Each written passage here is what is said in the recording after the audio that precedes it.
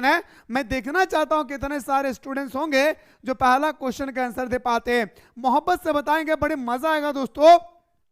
Question number 1 कहता है जियोग्राफिया शब्द किसने गढ़ा है। याद रखिएगा, जियोग्राफिया जो शब्द है ना भाई, वो आपसे पूछा गया है क्या, किसने गढ़ा है। माँ तेरे पसीने की हर एक बूंद को मोती से चमकाऊंगा, माँ तू सपने बड़े देखना, मैं तेरा लाडला मैं तेरा लाडली पूरा करके दिखलाऊंगा, है ना भाई। तो बताएंगे सर एरेटोस्थेनिज। याद रखिएगा दोस्तों, जियोग्राफिया का फादर भी हम लोग एरेटोस्थेनिज को बोलते हैं, और एरेटोस्थेनिज नहीं दोस्तों हमारा जियोग्राफिया शब्द को गढ़ा है।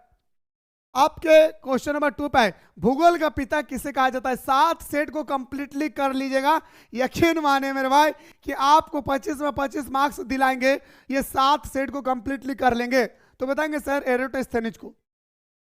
अगला प्रश्न भाई आपके स्क्रीन पे क्वेश्चन नंबर 3 है सर, जियोग्राफिया पुस्तक जिसे भूगोल का वैद भी कहा जाता है के लेखक कौन है भाई। जियोग्राफिया पुस्तक, याद रखिए भाई क्वेश्चन नंबर 3 पूछा गया, जियोग्राफिया पुस्तक जिसे आज हम लोग भूगोल का वैद भी मानते हैं मेरे लाडला, आपसे कहा गया है कि किसे कहा जाता है। तो बताएंगे सर हमारा एरेटोस्थेनिज। क्या सर, एरेटोस्थेनिज। भूगोल का पिता एरेटोस्थेनिज। भूगोल शब्द सबसे पहले किसने गढ़ा, एरेटोस्थेनिज। भूगोल का जियोग्राफिया नामक पुस्तक किसने लिखा, एरेटोस्थेनिज। याद रखिएगा मोहब्बत से। आपकी स्क्रीन पे अगला क्वेश्चन नंबर 4, एक एक क्वेश्चन को निचोड़ के लाया हूं दादा आप लोगों के लिए, है ना भाई। आधुनिक भूगोल का संस्थापक किसे कहा जाता भाई। आपसे पूछा गया भाई यहाँ पे मॉडर्न ज्योग्राफी का फाउंडर किसे कहा गया भाई। याद रखिए दोस्तों, मॉडर्न ज्योग्राफी का फाउंडर किसे कहा गया। देखना चाहता हूं कितने सारे स्टूडेंट्स हैं जो इसका आंसर देते भाई। तो आधुनिक भूगोल का संस्थापक अगर हम बात करें दोस्तों, तो हमारा होमबोल्ट होगा। क्या दादा, होमबोल्ट रे, आशा करियो रे दादा हमारे दीदी, तो उन्हें बतवा बुझल पा रही, ठंड बड़ी जबरदस्त हो दादा, हम चाहे है ना भाई कि तू इस ठंड में इतना मेहनत करी है दादा, जब गर्मी के दिन में तुहनी के पास रिजल्ट तो ना तो तर गदगद भई तो दादा पर मनवा। याद रखिए। चलिए सर अगला, आधुनिक मानव भूगोल का जन्मदाता किसे माना जाता है भाई। आपसे पूछा गया सर आधुनिक मानव भूगोल का जन्मदाता किसे माना जाता है, फटाफट बताइए। आधुनिक मानव भूगोल का जन्मदाता किसे माना जाता है, फटाफट। क्वेश्चन नंबर 5 का आंसर बताइए भाई। आधुनिक, यहाँ पे गौर से देखिएगा दोस्तों, यहाँ पे आधुनिक भूगोल का पूछा गया भाई, तो हमारा होमबोल्ट, आधुनिक भूगोल का हमारा होमबोल्ट। लेकिन यहाँ पे क्या लगा मेरे भाई, आधुनिक मानव भूगोल। तो आधुनिक मानव भूगोल का जो जन्मदाता है दोस्तों, याद रखिएगा हमारा क्या हो जाएगा सर, रेटजेल। क्या बताएंगे सर, हमारा रेटजेल। क्या बताएंगे सर, तू हंस तू मुस्कुरा तो रोना कम कर दे, तू जिंदा है जिंदगी के नाक पे दम कर दे। आइए सर क्वेश्चन पलटते भाई। क्वेश्चन देखिए, आधुनिक भूगोल का होमबोल्ट, आधुनिक मानव भूगोल रेटजेल, आधुनिक मानव भूगोल रेटजेल। याद रखिएगा। अगला, एंथ्रोपोयोजियोग्राफिया किसने लिखी है भाई। आपसे पूछा गया एंथ्रोपोयोजियोग्राफी किसने लिखी है भाई। आपसे पूछा गया मेरे दोस्तों कि एंथ्रोपोयोजियोग्राफी नामक पुस्तक लिखने वाला कौन था दादा रे, ये आपसे पूछा गया एंथ्रोपोयो। और ये क्वेश्चन तो छप चुका है मेरे भाई, छप चुका है, एकदम आपके पेपर में छप चुका है। याद है, फेडरिक रेटजेल।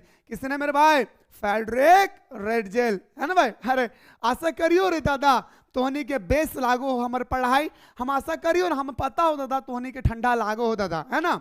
चलिए अगला क्वेश्चन पे आते हैं। जियोग्राफिया जनरलिस्ट एकदम छप गया भाई, 100% नहीं, 1001% की गारंटी देता हूं मेरे भाई कि आपके पेपर में छप चुका है जियोग्राफिया जनरलिस्ट के लेखक। 1001% की गारंटी देता हूं दोस्तों कि ये क्वेश्चन नंबर 7 जो है छप चुका है। बर्नार्ड वेर्नियस। क्या बताएंगे सर, बर्नार्ड वेर्नियस। क्या बताएंगे सर, बर्नार्ड वेर्नियस। अरे वाह, मुझे प्राउड फील हो रही है मेरे भाई कि आप लोग सारे क्वेश्चनों का आंसर बताएंगे, और सारे क्वेश्चन तो पहले से ही आप लोग ने करके रखा है। जियोग्राफिया जनरलिस्ट के लेखक कौन है भाई, फटाफट बताइए सर।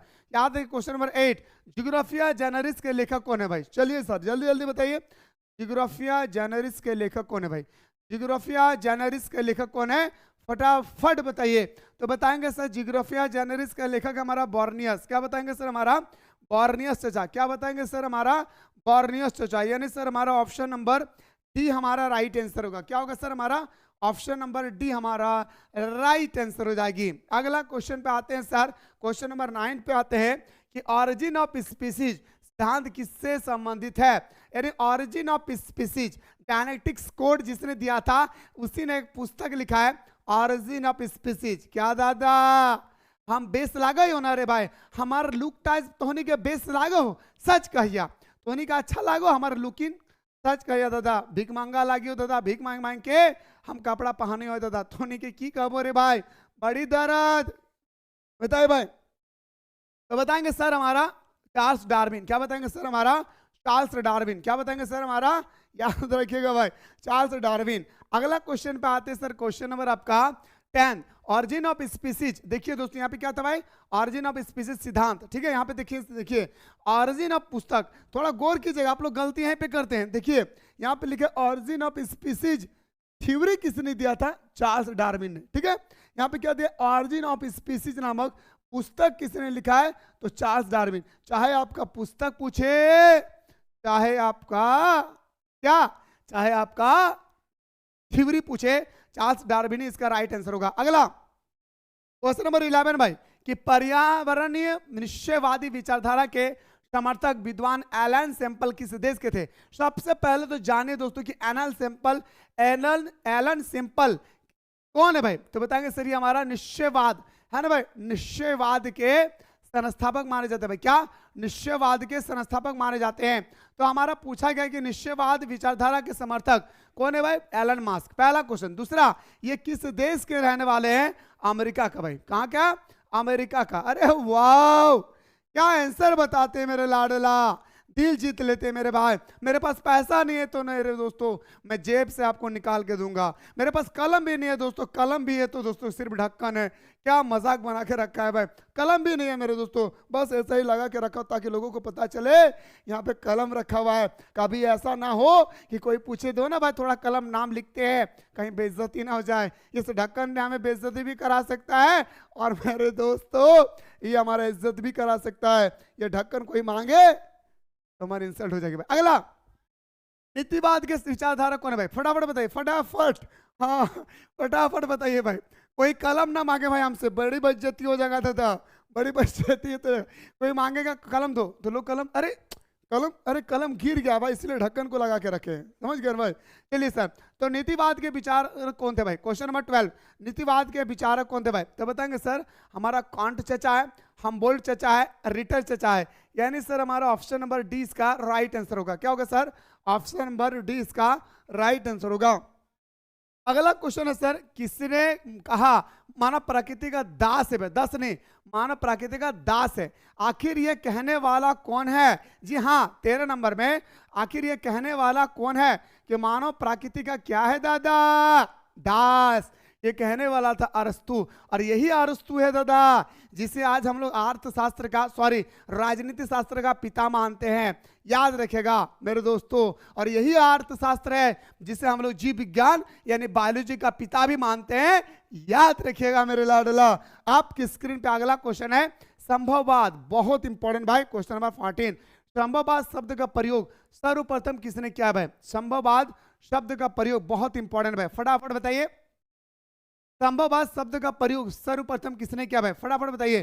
संभववाद शब्द का प्रयोग दोस्तों सबसे पहले हमारा लुइस फेवरे ने किया था। किस नंबर भाई, लुशियन फेवरे ने किया था। किसने किया था भाई, फटाफट बताइए, लुशियन फेवरे ने किया था। ऑप्शन नंबर ए हमारा राइट आंसर होगा भाई। क्या बताएंगे सर, ऑप्शन नंबर ए हमारा राइट आंसर होगा। क्या होगा सर, ऑप्शन नंबर ए हमारा राइट आंसर होगा। अगला, ये निम्न में से कौन सी विचारधारा का कथन है, रुको और जाओ, है ना भाई, रुको और जाओ, बताए मेरे भाई, याद रखिएगा। रुको, सबसे पहले आप लोग ये बताइए कि रुको और जाओ सिद्धांत का प्रतिपादक कौन है, रुको और जाओ मेरे दोस्तों इसका सिद्धांत का प्रतिपादक कौन है, फटाफट बताइए। रुको और जाओ सिद्धांत के प्रतिपादक कौन है, मैं देखना चाहता हूं मेरे दोस्तों कि कमेंट सेक्शन में कितने सारे स्टूडेंट्स जो है इसका आंसर बताते भाई, फटाफट बताइए। किसी को पता है तो दबा करके कमेंट सेक्शन में कमेंट करें। ग्रिफिथ टेलर, अरे वाह, तो बताएंगे सर विचारधारा, रुको और जाओ के विचारधारा हमारा नॉन नीतिवाद। क्या बताएंगे सर, नॉन नीतिवाद, ऑप्शन नंबर सी हमारा राइट आंसर होगा। रुको और जाओ निश्चयवाद का दूसरा नाम क्या है, रुको और जाओ निश्चयवाद का दूसरा नाम है मेरे दोस्तों क्या, तो बताएंगे सर नॉन निश्चयवाद। क्या बताएंगे सर हमारा? नॉन निश्चयवाद। क्या बताएंगे सर? क्वेश्चन नंबर 16 का नॉन निश्चयवाद। रुको और जाओ निश्चयवाद का दूसरा नाम है नॉन निश्चयवाद। रुको और जाओ निश्चयवाद का दूसरा नाम क्या मेरे भाई? तो बताएंगे सर हमारा नॉन निश्चयवाद। अगला नॉन निश्चयवाद अथवा रुको और जाओ सिद्धांत का किसने दिया था भाई? आपको बताना है कि नॉन निश्चयवाद हो या दोस्तों रुको और जाओ, नॉन निश्चयवाद हो या रुको और जाओ, ये सिद्धांत, ये स्टेटमेंट, ये कथन देने वाला कौन था दोस्तों? ये आपसे पूछा गया है। तो ग्रिफिथ टेलर। क्या बताएंगे सर हमारा? Griffith Taylor. क्या बताएंगे सर हमारा? Griffith Taylor. क्या बताएंगे सर? ग्रिफिथ टेलर, है ना भाई? चलिए सर अगला क्वेश्चन। मेरे दोस्तों आपके एग्जाम इतना भी दिन बाकी है, इस एग्जाम को इस कदर तैयारी करें कि मैं अपने लाइफ में चाह कभी भी क्लास 12 का और एग्जाम नहीं दे पाएंगे। दोस्तों ये आपका लास्ट और फर्स्ट है। आप जिस दिन ये ठान लेंगे कि हमारे पूरी जिंदगी की हम 60 साल जिए, 70 साल, 50 साल जिए, इस जिंदगी में सिर्फ एक बार आएगी क्लास 12 ना, इस क्लास 12 के रिजल्ट को हम कल दिन जा करके मेरे बच्चे पूछे आप इंटर में कितने,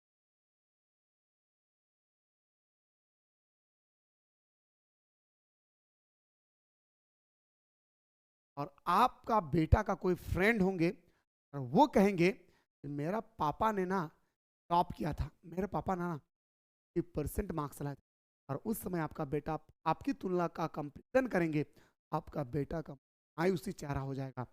मेरे दोस्त पता है कि बेशक आपका रिजल्ट आपकी भाई नहीं कर सकती है, लेकिन दोस्त कागज के टुकड़े की हम ताकत तो आपका जिंदगी में ये आप बदल नहीं सकते हैं, और जिंदगी में तो आपको एक बार मिलता है, से कदर कर लिया, से कदर करे। रिजल्ट बहुत ही इंपॉर्टेंट चीज बताए भाई, ठीक है भाई? चलिए आइए, बाकी तो आप लोग समझदार हो दोस्तों, आप लोग हमसे ज्यादा समझदार है मेरे भाई, ठीक है?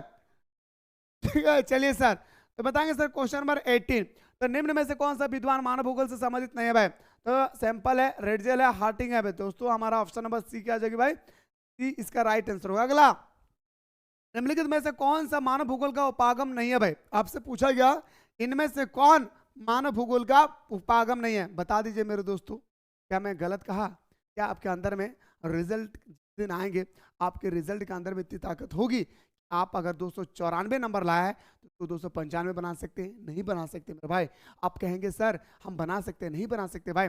आधार कार्ड के माध्यम से, फिंगरप्रिंट के माध्यम से आपका एक ही बार दोस्तों मैट्रिक और एक ही बार इंटर का एग्जाम होती है, मतलब सब कुछ दोस्तों एक ही बार एग्जाम होती है। तो क्यों ना दोस्तों बाद में पछताने से बेहतर है कि अभी मेरे पास समय है, हम जमकर मेहनत करें, है ना दादा? चलिए निम्नलिखित में से कौन मानव भूगोल का उपागम नहीं है भाई? तो बताएंगे सर हमारा मात्रात्मक क्रांति। क्या बताएंगे सर?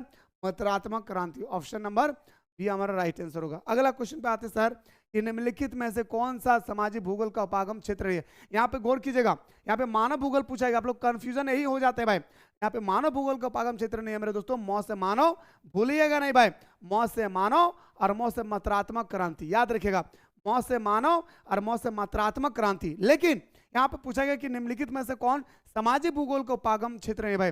सामाजिक भूगोल याद रखिए भाई, सामाजिक भूगोल याद रखिएगा।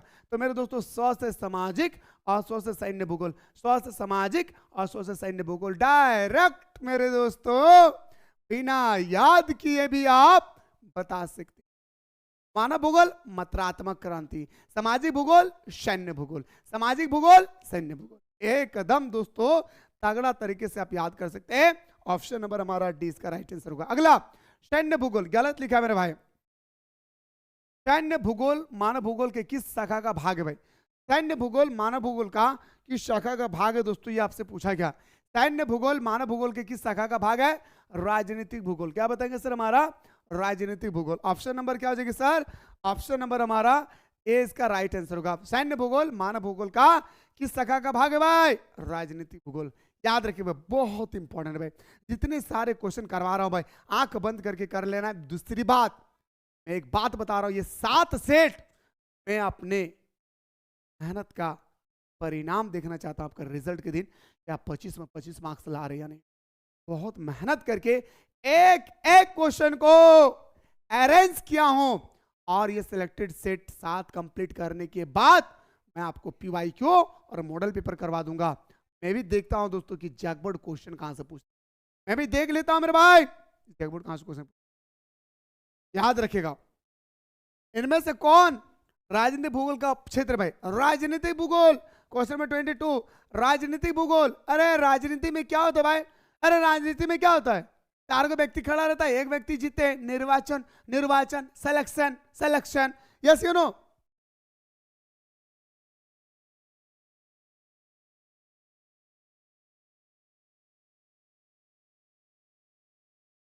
बताए मेरे भाई, तो बताएंगे सर हमारा ऑप्शन नंबर ए इसका राइट आंसर होगा। अगला, विश्व की जनसंख्या 6 से 7 अरब होने में कितना वर्ष लगा।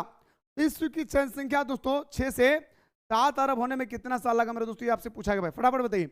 विश्व की जनसंख्या फटाफट बताइए 23 का, विश्व की जनसंख्या 6 से 7 अरब, अब नहीं भाई अरब, अरब अरब 6 से 7 अरब होने में कितना समय लगा। विश्व की जनसंख्या 6 से 7 अरब होने में मेरे दोस्तों याद रखिएगा 12 साल लगे भाई, कितना साल, 12 साल लगे। अगला, 2025 तक विश्व की जनसंख्या लगभग कितनी हो जाएगी भाई, बताइए 2025 तक लगभग दोस्तों पूरे विश्व की जनसंख्या कितना हो जाएगी, 800 करोड़ भाई, याद रखिएगा 800 करोड़। याद रखिए दोस्तों हमारा लास्ट जनगणना जो हुई है दोस्तों हमारा 2011 में हुआ बताए, और उस समय भारत की जनगणना बताए दोस्तों 1.1 करोड़ 1.2 करोड़ है ना, 1.21 करोड़। और मेरे दोस्तों आज हमारा जो जनसंख्या दोस्तों 141 प्लस दोस्तों 141 करोड़ बढ़ चुकी है, यानी दोस्तों 20 करोड़ जनसंख्या 10 साल से 12 साल के बीच में बढ़ चुकी भाई, है ना भाई। याद रखिए भाई, क्या बताएंगे सर, ऑप्शन नंबर हमारा शी का राइट आंसर होगा। समझ गए भाई। अगला क्वेश्चन पर आते सर, बताइए दोस्तों क्वेश्चन नंबर 25 का कौन सा बंदा है आप में से, तो क्वेश्चन नंबर 25 के आंसर बताते भाई, मैं भी देखना चाहता हूं, तो बताइए मेरे भाई। हाँ हो गया, वही मैं मुझे पता बताया भाई कि विश्व की 90% जनसंख्या कितने प्रतिशत स्थल भाग पर निवास करते, खतरनाक। और मैं चाहता हूं दोस्तों इस क्वेश्चन को आप लोग रट्टा लगा ले भाई, आप लोग भूल जाते भाई, ये क्वेश्चन आप लोग भूल जाते हैं। विश्व की 90% यानी वर्ल्ड में दोस्तों थोड़ा सा गौर कीजिएगा भाई, थोड़ा सा मेरे बात को थोड़ा सा आप लोग थोड़ा सा सीरियस मोमेंट में सुने भाई, ये हमारा वर्ल्ड है भाई, ठीक है, ये हमारा वर्ल्ड है भाई। तो वर्ल्ड में ठीक है 100% जनसंख्या भाई, तो 90% जनसंख्या स्थल भाग पर निवास करते, ध्यान से देखेंगे ये हमारा 100% भाई, हमारा पूरा विश्व की जनसंख्या कितना भाई 100%, तो विश्व की 90% जनसंख्या कितने प्रतिशत स्थल भाग पर निवास करती है। ये 100 भाग है दोस्तों हमारा, तो 100 भाग में हमारा 90% जो भाग होती है भाई, ये 90% भाग जो पूछा गया जनसंख्या कितने प्रतिशत स्थल भाग पर रहती है, तो मेरे दोस्तों 10%। ऑप्शन नंबर क्या हो जाएगा सर, बी। वेरी गुड भाई। चलिए अगला बताइए सर, किसी भी देश का वास्तविक धन क्या होता है भाई, खतरनाक 26 का खतरनाक जिसको बोलते हैं भाई, 26 का खतरनाक क्वेश्चन भाई, आपसे पूछा गया किसी भी देश का वास्तविक धन क्या होता है भाई, देश के निवासी। याद रखिए दोस्तों देश के पॉपुलेशन को ही हम लोग याद रखेगा रियल मनी बोलते हैं भाई, किसी भी कंट्री का रियल मनी उस कंट्री का पॉपुलेशन होता है भाई, याद रखिए भाई, ठीक है दादा, आशा करियो रे। चलिए भाई अगला क्वेश्चन देखिए सर, क्वेश्चन नंबर नेक्स्ट, जनसंख्या वितरण को प्रभावित करने वाले कारकों में सबसे महत्वपूर्ण कारक कौन सा है, सबसे महत्वपूर्ण कारक पूछा गया भाई। कारक तो हमारा स्थलकृत भी है, मिट्टी भी है, प्राकृतिक वनस्पति भी, जलवायु भी है, लेकिन आपसे यहाँ पे पूछा गया कि सबसे इंपॉर्टेंट भाई क्या मेरे भाई, सबसे इंपॉर्टेंट पूछा गया भाई, क्या पूछा गया मेरे भाई, सबसे इंपॉर्टेंट पूछा गया, गौर से सुनिए दादा, है ना। सच कहते हैं दुनिया वाले प्यार न कर, प्यार तो एक रोग बुरा, इस रोग से डर, पानों की किस्मत में तन्हाई है, इश्क का दूजा नाम तो यार दाई है। अगला 28, जनसंख्या वितरण को प्रभावित करने वाले कौन सा कारक है भाई, याद रखिएगा जनसंख्या वितरण को प्रभावित करने वाले कारक कौन सा भाई, तो बताएंगे सर हमारा भू आकृति, जल की उपलब्धता, मतलब जनसंख्या वितरण का मतलब होता है दोस्तों क्या लोग एक स्थान से दूसरे स्थान पे जाकर क्यों बस जाते हैं, इससे हम लोग बोलते हैं जनसंख्या वितरण, इससे क्या बोलते हैं भाई, जनसंख्या वितरण बोलते हैं, क्या दादा, इससे हम लोग जनसंख्या वितरण बोलते हैं। ओके चलिए मेरे भाई, तो 28 का राइट आंसर होगा हमारा ऑप्शन नंबर डी। ओके अगला क्वेश्चन पर, क्वेश्चन नंबर 29, जनसंख्या वितरण को प्रभावित करने वाले निम्न में से कौन सा कारक है? फिर से वही पूछेगा। नागरिकरण, गांव के लोग अगर दोस्तों शहर की ओर रवाना होंगे, गांव की जनसंख्या कम हो जाएगी, शहर की जनसंख्या बढ़ जाएगी। Option number A. जलवायु, हमारे जलवायु अगर सही नहीं होंगे हम दूसरी जगह चले जाएंगे, है ना। औद्योगिकरण, आज दोस्तों अगर हमारे जिस एरिया में हम लोग रहते हैं उस एरिया में दोस्तों अगर आज जो है फैक्ट्री लगाएगी तो हमें कहीं ना कहीं विस्थापित होना पड़ेगा। तो बताएंगे सर ऑप्शन नंबर क्या हो जाएगा सर? डी हमारा राइट आंसर होगा। अगला, निम्न में से कौन जीवन का सर्वाधिक महत्वपूर्ण कारक है भाई? जीवन का देखिए दोस्तों सभी हमारे कारक है भाई, लेकिन सबसे ज्यादा क्या पूछा है? महत्वपूर्ण कारक। क्या पूछा मेरे भाई? सबसे ज्यादा दोस्तों हमारा महत्वपूर्ण कारक पूछा गया। क्या पूछा गया मेरे भाई? महत्वपूर्ण कारक पूछा गया। फिर से सुनिए क्या पूछा गया दोस्तों? महत्वपूर्ण कारक पूछा गया भाई, ठीक है। तो बताएंगे सर हमारा जलवायु। क्या बताएंगे सर? हमारा जलवायु। ऑप्शन नंबर हमारा सी इसका राइट आंसर होगा। क्या होगा सर? हमारा सी इसका राइट आंसर होगा सर। फिर से देखना चाहता हूं दोस्तों क्वेश्चन नंबर 1 का आंसर कौन बताता है भाई? पहला क्वेश्चन का आंसर दोस्तों कौन बताते हैं देखना चाहता हूं कि जनसंख्या वितरण को प्रभावित करने वाले कौन सा प्रमुख आर्थिक कारक है। देखिए दोस्तों यहाँ पे गौर कीजिएगा, आप लोग गौर नहीं करते हैं ना तो सबसे बड़ी गलती दोस्तों यहाँ पे वही होता है।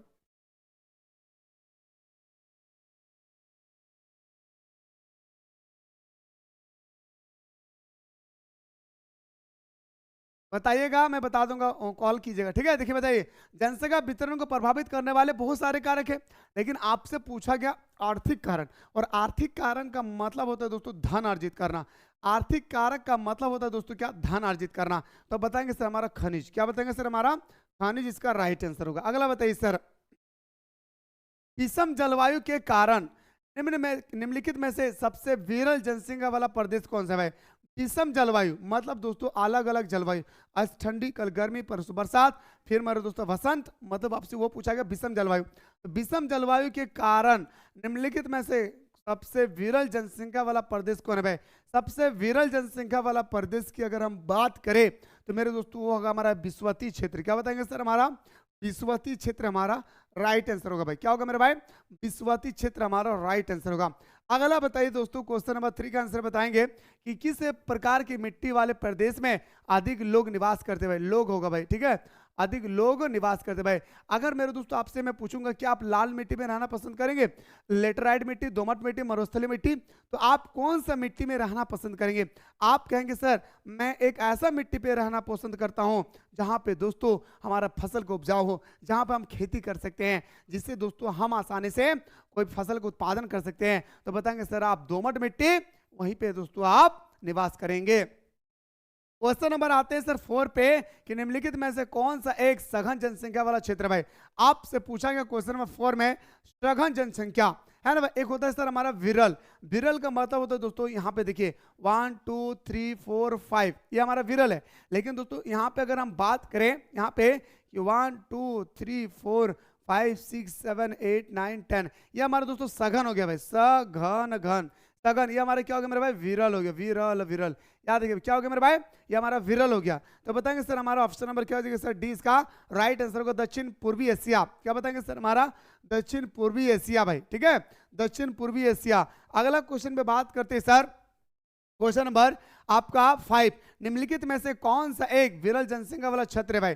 आपसे पूछा गया विरल जनसंख्या वाला क्षेत्र नहीं भाई, आपसे क्वेश्चन नंबर 5 पूछा गया दोस्तों, और बहुत इंपॉर्टेंट मेरे भाई, बहुत इंपॉर्टेंट है, जितना तारीफ करे बहुत कम है भाई। तो बताएंगे सर हमारा निम्नलिखित में से कौन सा एक विरल जनसंख्या वाला क्षेत्र नहीं है? विरल मतलब नहीं है, आटा है, ये हमारा भूमध्य सागर भी है, ध्रुवीय प्रदेश भी है, दक्षिण पूर्वी एशिया मेरे दोस्तों हमारे क्या भाई? ये हमारा विरल जनसंख्या वाला नहीं है। इस बात को याद रखिए कि हमारा सघन क्षेत्र वाला भाई। क्या बताएंगे सर? हमारा सघन क्षेत्र भाई। ये क्या मेरे भाई? सघन क्षेत्र है। अगला क्वेश्चन बताते हैं सर, क्वेश्चन नंबर आपका 6 कहता है कि संसार में सबसे अधिक जनसंख्या वाला महाद्वीप कौन सा है? देखिए दोस्तों 7 महादेश है। आप लोगों को मेरे दोस्तों जब मैं मैप बताया था उस समय मैंने आप लोगों को बहुत सुंदर तरीके से, बहुत ही प्यारे तरीके से बताया था कि विश्व का सबसे बड़ा महादेश हमारा एशिया महादेश, जिसमें टोटल 48 देश निवास करते हुए, और सबसे छोटा हमारा ऑस्ट्रेलिया बताया था है ना। अब आपसे यहाँ पे पूछा गया ना कि क्वेश्चन नंबर 6 में कि कौन संसार में सबसे अधिक जनसंख्या वाला महादेश कौन सा है? तो बताएंगे सर हमारा एशिया महादेश। क्या बताएंगे सर? हमारा एशिया महादेश। क्या बताएंगे सर? हमारा एशिया महादेश। ऑप्शन नंबर हमारा ए इसका राइट आंसर होगा। मेरे दोस्तों अगर आपसे पूछा जाएगा कि एशिया महादेश का सबसे बड़ा देश क्षेत्रफल के दृष्टि से क्या है भाई, तो आपको रूस बताना है। जनसंख्या की दृष्टि से पूछा जाएगा दोस्तों तो आपको भारत बताना है, ठीक है। अगर आपसे पूछा जाएगा कि एशिया का सबसे छोटा देश क्षेत्रफल की दृष्टि से, तो मेरे दोस्तों मालदीव बताना है। क्या? मालदीव बताना है। और एशिया का सबसे कम जनसंख्या वाला देश कौन सा मेरे भाई? तो बताएंगे सर मालदीव। यहाँ पे 4 क्वेश्चन है दोस्तों, आप याद कर लेंगे भाई। टोटल यहाँ पे मैंने 4 क्वेश्चन बताए, इन चारों क्वेश्चन को अपने अपने दिल के दरवाजे पे बंद कर लेंगे भाई, ठीक है भाई, समझ गए भाई। चलिए सर, तो संसार में सबसे अधिक जनसंख्या वाला महाद्वीप कौन सा है मेरे भाई? तो बताएंगे सर हमारे एशिया। एशिया महाद्वीप का सबसे बड़ा देश क्षेत्रफल में रूस, जनसंख्या में भारत, सबसे कम मालदीव, सबसे कम मालदीव, ठीक है भाई। चलिए अगला क्वेश्चन नंबर आपका दोस्तों 7 पूछा गया कि निम्नलिखित में से किस महाद्वीप में जनसंख्या वृद्धि सर्वाधिक है? सबसे ज्यादा जनसंख्या पूछा जाएगा एशिया, ठीक है भाई।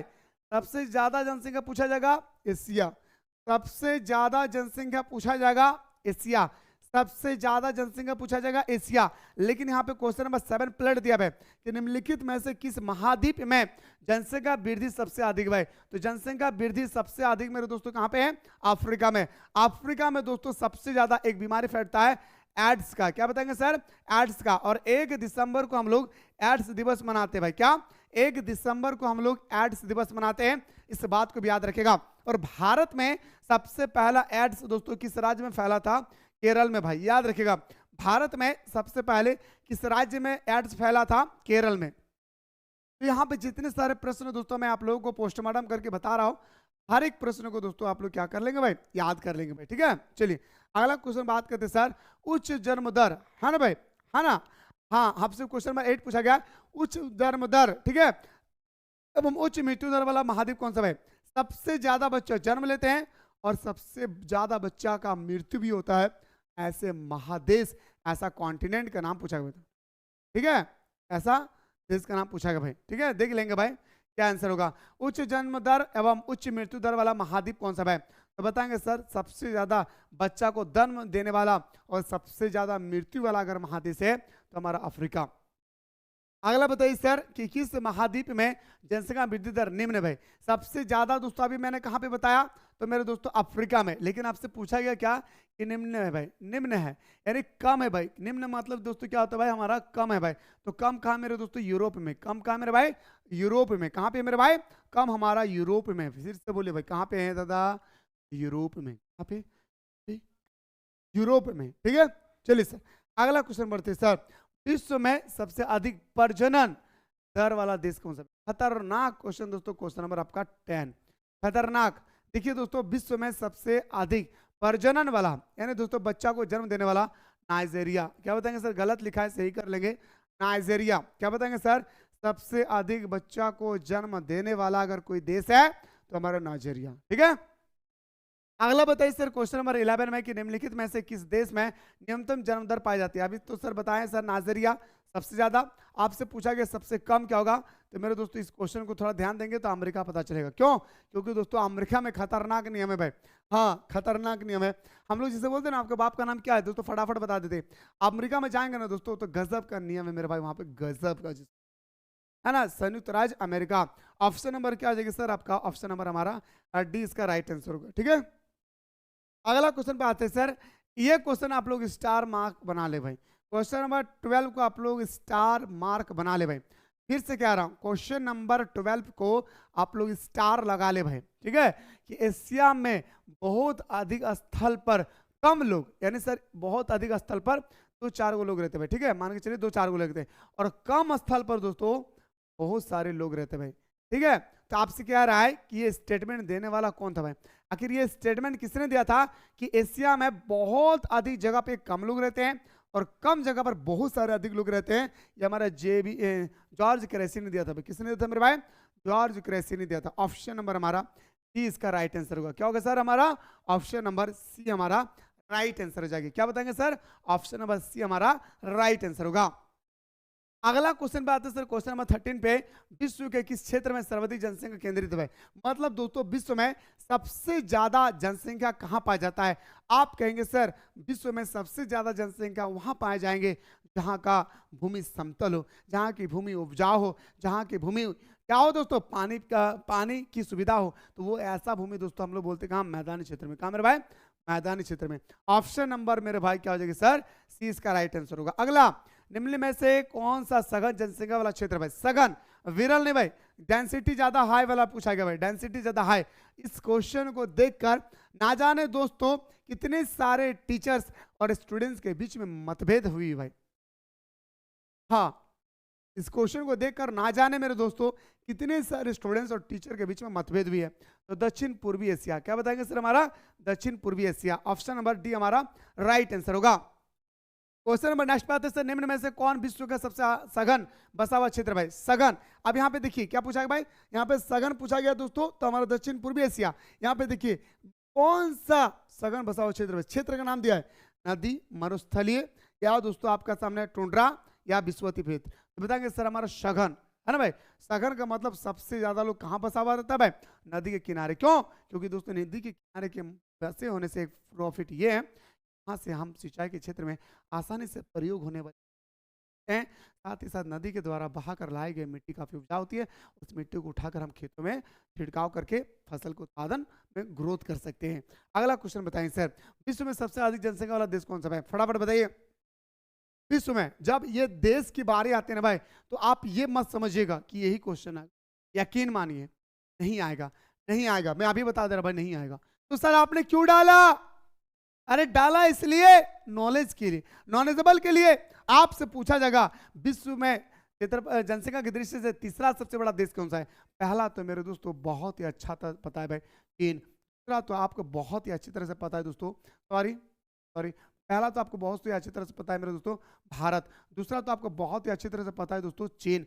आपसे ये भी नहीं पूछा जाएगा मेरे दोस्तों, तीसरा और चौथा पूछा जाएगा। और जनसंख्या की दृष्टि से, क्षेत्रफल की दृष्टि से अगर विश्व का और भारत के बारे में अगर आपके पास ज्ञान नहीं है तो आप एक मार्क्स को छोड़कर आएंगे, इसलिए पहले सीख लीजिए। चलिए बताइए तो, देखना हो कितने मेरे दोस्तों कितने सारे स्टूडेंट्स इस क्वेश्चन का आंसर बताते मेरे भाई।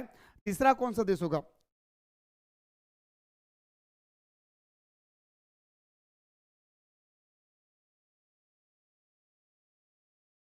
बताए मेरे भाई। अमेरिका, अरे वाह मेरे लाडला, अमेरिका। ठीक है भाई बता देते हैं, अमेरिका। ठीक है भाई, चलिए सर। और चौथा में कौन होगा सर, इंडोनेशिया। क्या होगा सर, इंडोनेशिया। ये तो हमारे जनसंख्या की दृष्टि से हो गया भाई। आपसे जनसंख्या के साथ साथ आपसे पूछा जाएगा दोस्तों किसके बारे में, क्षेत्रफल की दृष्टि से। तो आप क्षेत्रफल की दृष्टि से तो रूस पहला आता है, रूस हमारा पहला आता है। दूसरा नंबर पे दोस्तों हमारा कनाडा आता है, कनाडा, कनाडा। तीसरा नंबर में कौन बताएंगे भाई, चौथा नंबर में कौन बताएंगे, देखना चाहता हूं भाई कितने सारे स्टूडेंट्स बताते हैं। क्षेत्रफल की दृष्टि से विश्व का 4 सबसे बड़ा देश तरफ से पूछा जाएगा तब क्या क्या बताएंगे भाई। आपने तो 2 बता दिए सर, एक हमारा रूस होगा, कनाडा होगा, एक हमारा सर चीन होगी, अमेरिका होगा। और भारत कौन सा स्थान पे आता है दोस्तों, भारत हमारा 7वें स्थान पर आता है, याद रखिएगा। भारत हमारा कौन सा स्थान पे आता है दोस्तों, 7वें स्थान पर आता है भाई, याद रखिए भाई। भारत हमारा कौन सा स्थान पे आता है मेरे दोस्तों, 7वें स्थान पर आता है। समझ गए मेरे भाई। अमेरिका के बाद चीन होगा, अमेरिका। ये याद रखिएगा मेरे भाई, बहुत इंपॉर्टेंट है, पेपर में लिख लीजिए मेरे भाई, पेपर में आप लोग लिख लेंगे मेरे। ठीक है, तो हमारे क्या हो जाएगा भाई, भारत इसका राइट आंसर। चीन में यूसी होगा, ठीक तो सही है, ठीक है कर लिए भाई, ठीक ना।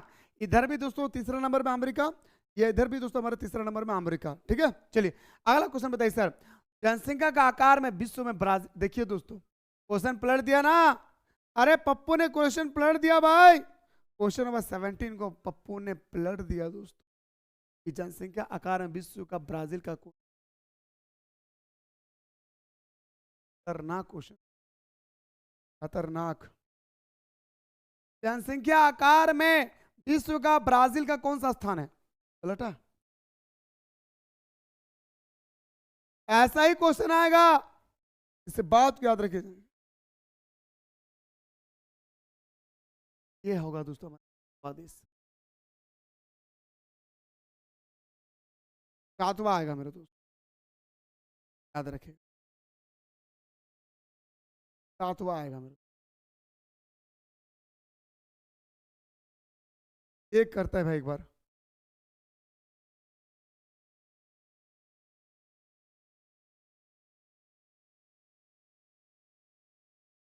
एक कर लो मेरे को, गलती ना आप लोगों को तो आया भाई। क्या क्या होगा, क्या होगा, फिर हमारा दोस्त हाँ फील होगा। ये गलती बताया था भाई मैं। अब थोड़ा सा मैं भी थोड़ा पागल हो गया था। ये हमारा ब्राजील होगा। आई एम रियली सॉरी भाई, really sorry, I am really sorry. Brazil आप लोग सही बता रहे, सॉरी भाई, सॉरी सॉरी। क्यों भाई,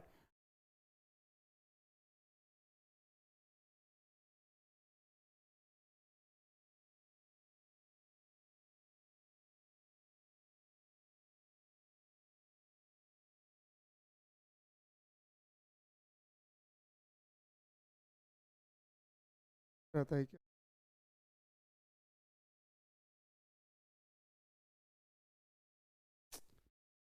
प्लीज आप लोग एक बार, रियल भाई रियली कह रहा भाई, आप लोग एक बार फिर से सही कर लेंगे भाई। माफ कीजिएगा दोस्तों, कभी कभी भूल जाता हूँ। रूस हमारा पहला होगा, एक बार फाइनल लिखिए मेरे भाई। दूसरा में हमारा कनाडा होगा, ठीक है, कनाडा। तीसरा की अगर हम बात करें तो दोस्तों हमारा क्या होगा भाई, ठीक है, ये जो मैं बता रहा हूँ दोस्तों ये हमारा वर्तमान का भाई। पांचवा में हमारा ब्राजील लगा भाई, पांचवा में हमारा ब्राजील लगा। पांचवा में दोस्तों हमारा क्या आएगा भाई, ब्राजील आएगा। और सातवां में दोस्तों भारत आएगा। और छठा में ऑस्ट्रेलिया आएगा, ऑस्ट्रेलिया, याद रखिएगा। ठीक है, सॉरी भाई गलती हो गया था, माफ कीजिएगा भाई, ठीक है। पांचवा होगा, माफ कीजिएगा भाई।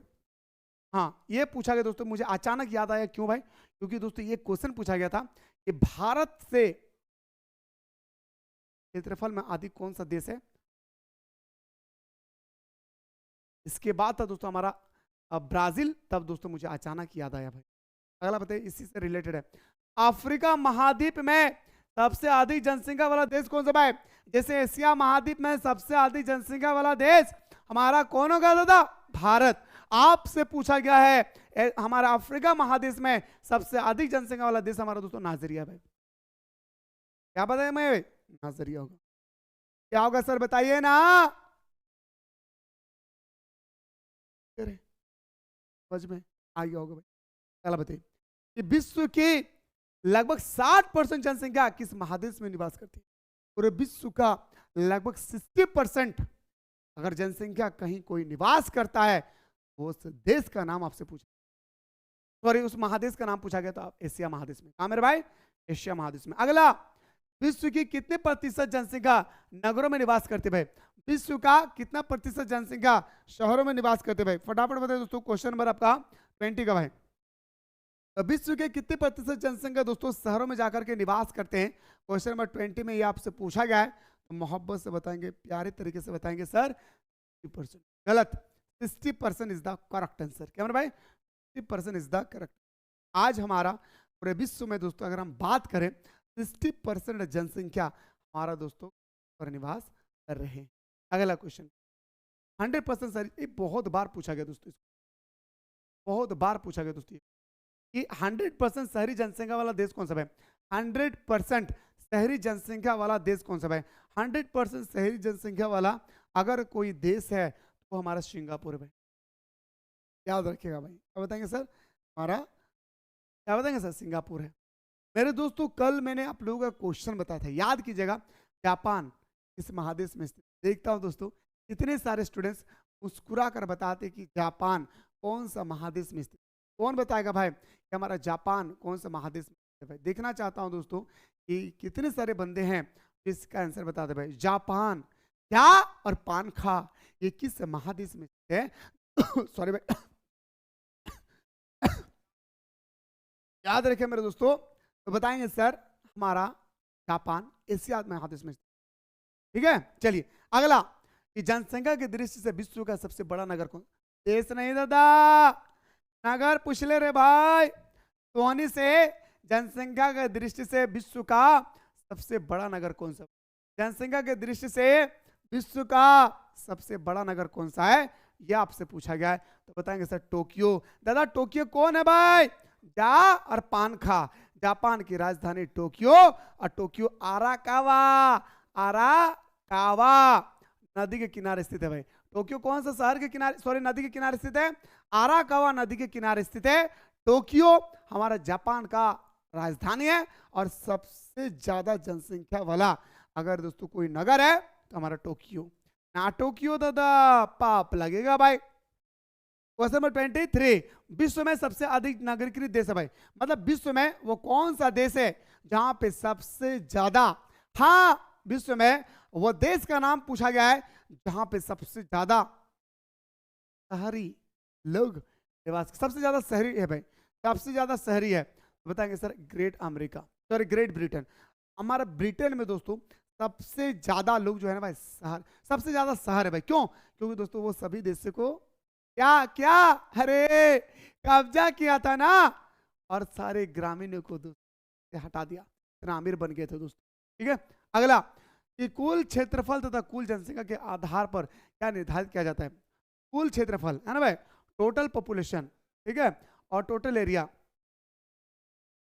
ठीक है, total population divided by total area क्या निर्धारित किया जाता है? कुल जनसंख्या, सॉरी कुल क्षेत्रफल और तथा कुल जनसंख्या के आधार पर हम लोग क्या निर्धारित करते हैं? तो बताएंगे सर हम लोग पॉपुलेशन डेंसिटी, यानी सर हमारा जनसंख्या घनत्व। क्या बताएंगे सर हम लोग का? जनसंख्या घनत्व। क्या बताएंगे दादा? ओके, उम्मीद करियो रे भाई तो नहीं बतवा बुझ गली दादा। अगला क्वेश्चन पूछा गया भाई कि 2011 के जनगणना के अनुसार भारत का जनगणना कितना भाई? भारत की जनसंख्या, मोदी कहते थे मेरे 1.25 करोड़ देशवासियों भाई और बहनों रातों रात होगा नोटबंदी ताकि हम काला धन को,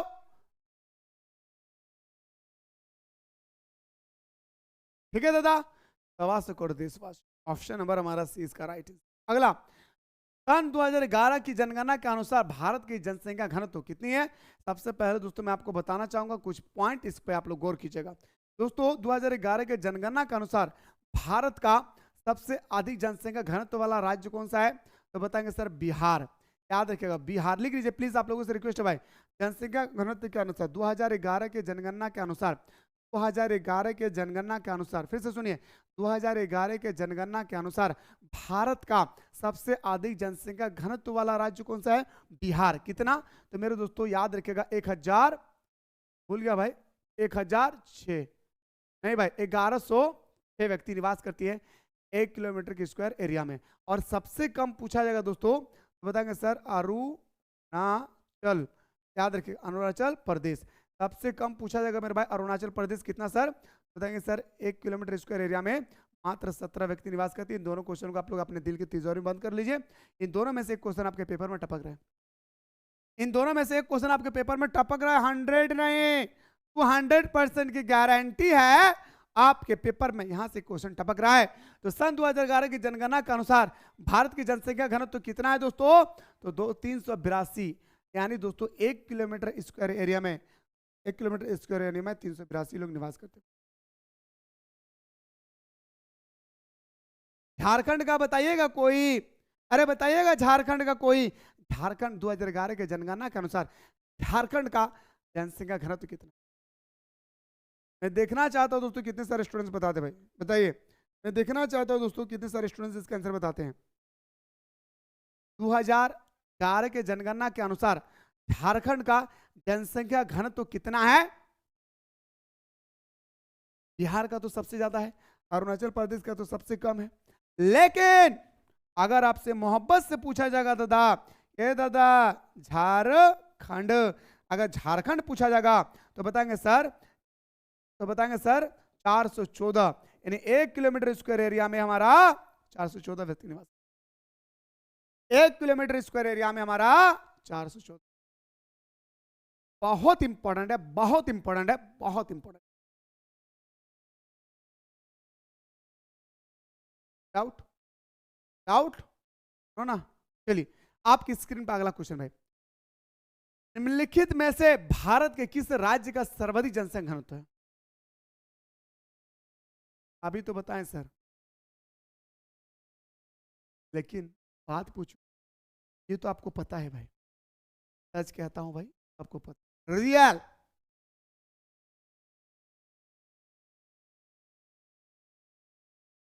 नंबर वाला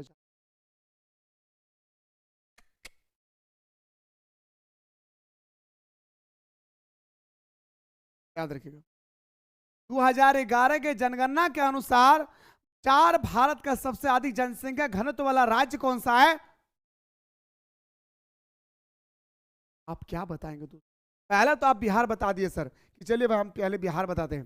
बिहार आप तो बहुत अच्छा बताते हैं सर 1106।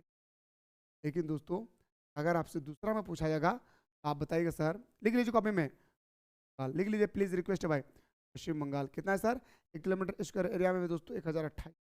लिख लीजिए प्लीज, रिक्वेस्ट है भाई। पहला ये हमारा दूसरा। सरका में दोस्तों अगर आपसे पूछा जाएगा मेरे दोस्तों, आपको सरका वाला दोस्तों आप केरल भी बता सकते हैं दोस्तों, ठीक है, केरल भी बता सकते हो, केरल। तो 2 ही पूछा जाता है, ज्यादा इसको नहीं याद करना है, 2 ही पूछा जाता है दोस्तों। धनबाद से मैं हूं दादा, आप लोग धनबाद में कहां से? मैं हूं माइथन पंचित डैम के आसपास, कभी मुलाकात।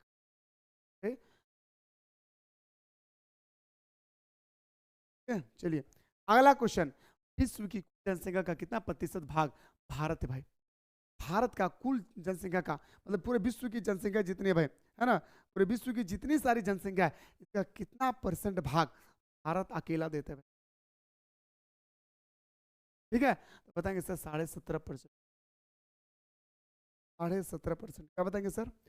17। ओके, अगला क्वेश्चन। निम्नलिखित राज्यों में से किस राज्य में जनसंख्या का घनत्व सर्वाधिक है भाई?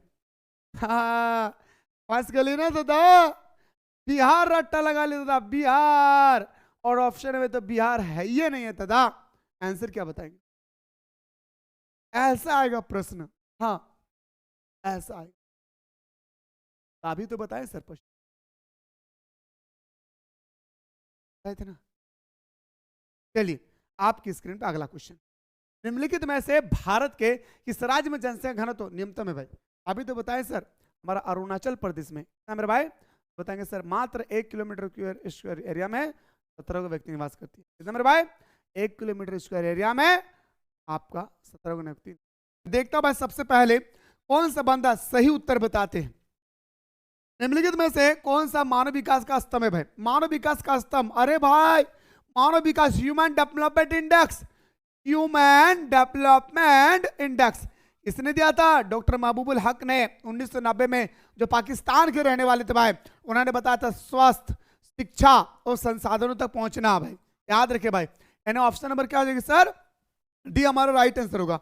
अगला क्वेश्चन पे आते हैं सर, क्वेश्चन नंबर नेक्स्ट, मानव विकास की अवधारणा किस अर्थशास्त्री द्वारा प्रस्तुत किया गया था?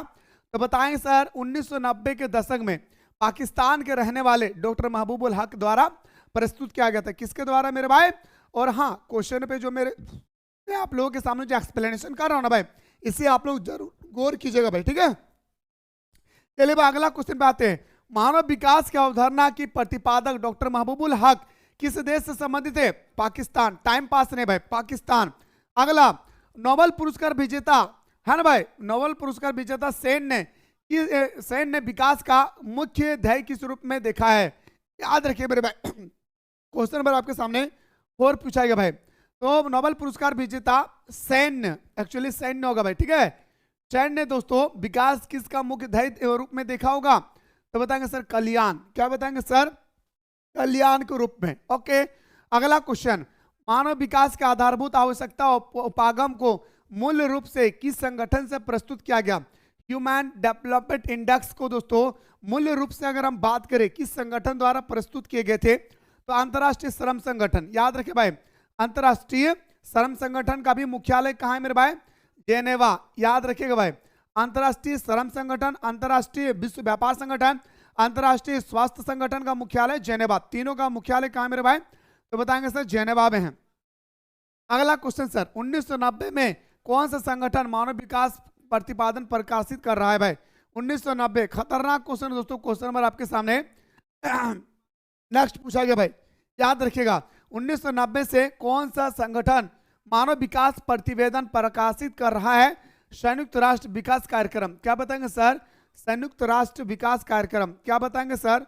संयुक्त राष्ट्र विकास कार्यक्रम। ए दादा बुझल पा रहा ही ना रे दादा, अगला क्वेश्चन भाई कि संयुक्त राष्ट्र विकास कार्यक्रम यूनाइटेड नेशनल डेवलपमेंट प्रोग्राम द्वारा मानव विकास प्रतिवेदन कब से प्रतिवर्ष प्रकाशित किया जा रहा है? तो अभी तो डिस्कस किए भाई, नहीं डिस्कस किए सर?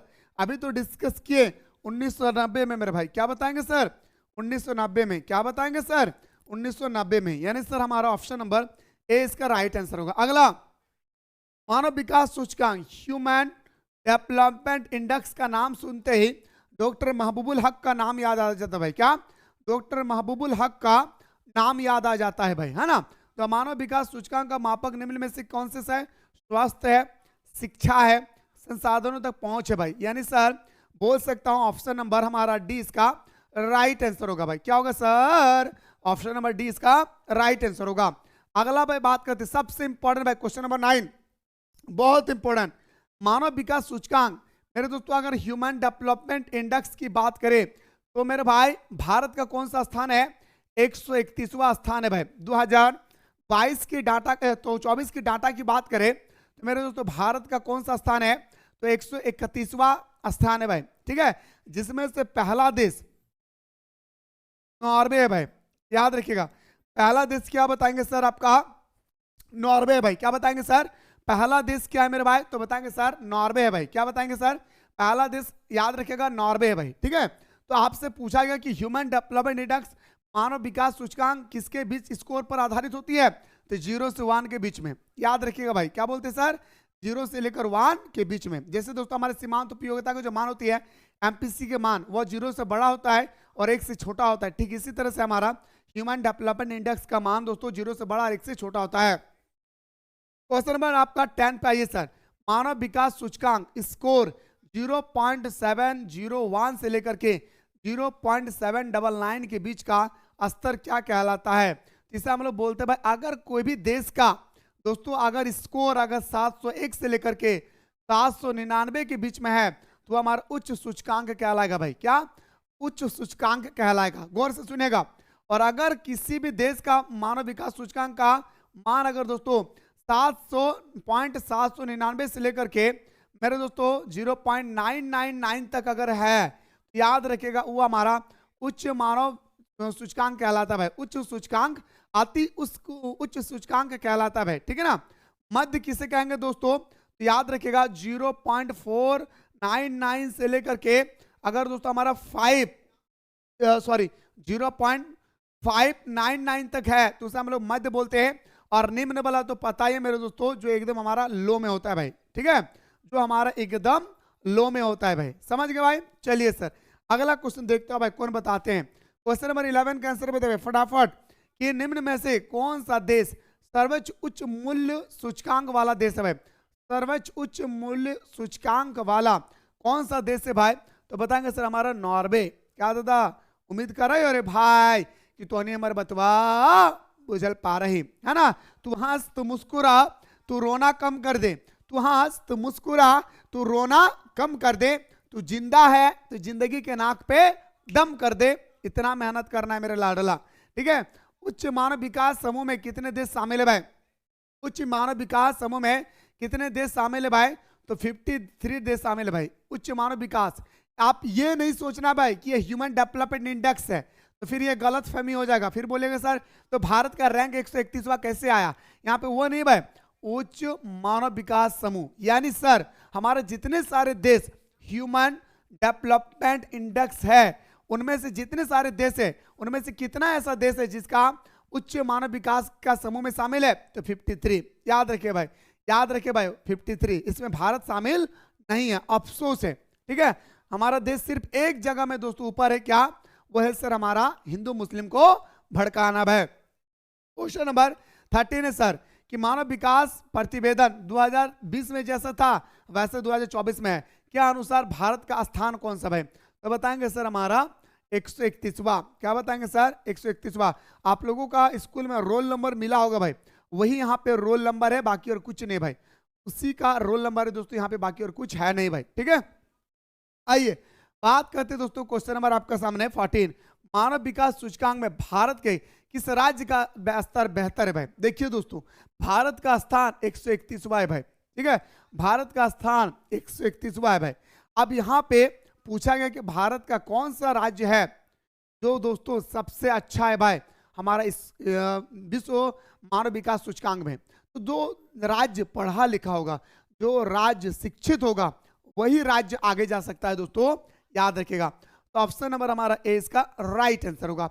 अगला क्वेश्चन पे बात करें तो भारत में साक्षरता दर ज्ञात करने में न्यूनतम कितने आयु वर्ग के लोगों को शामिल किया जाता है भाई।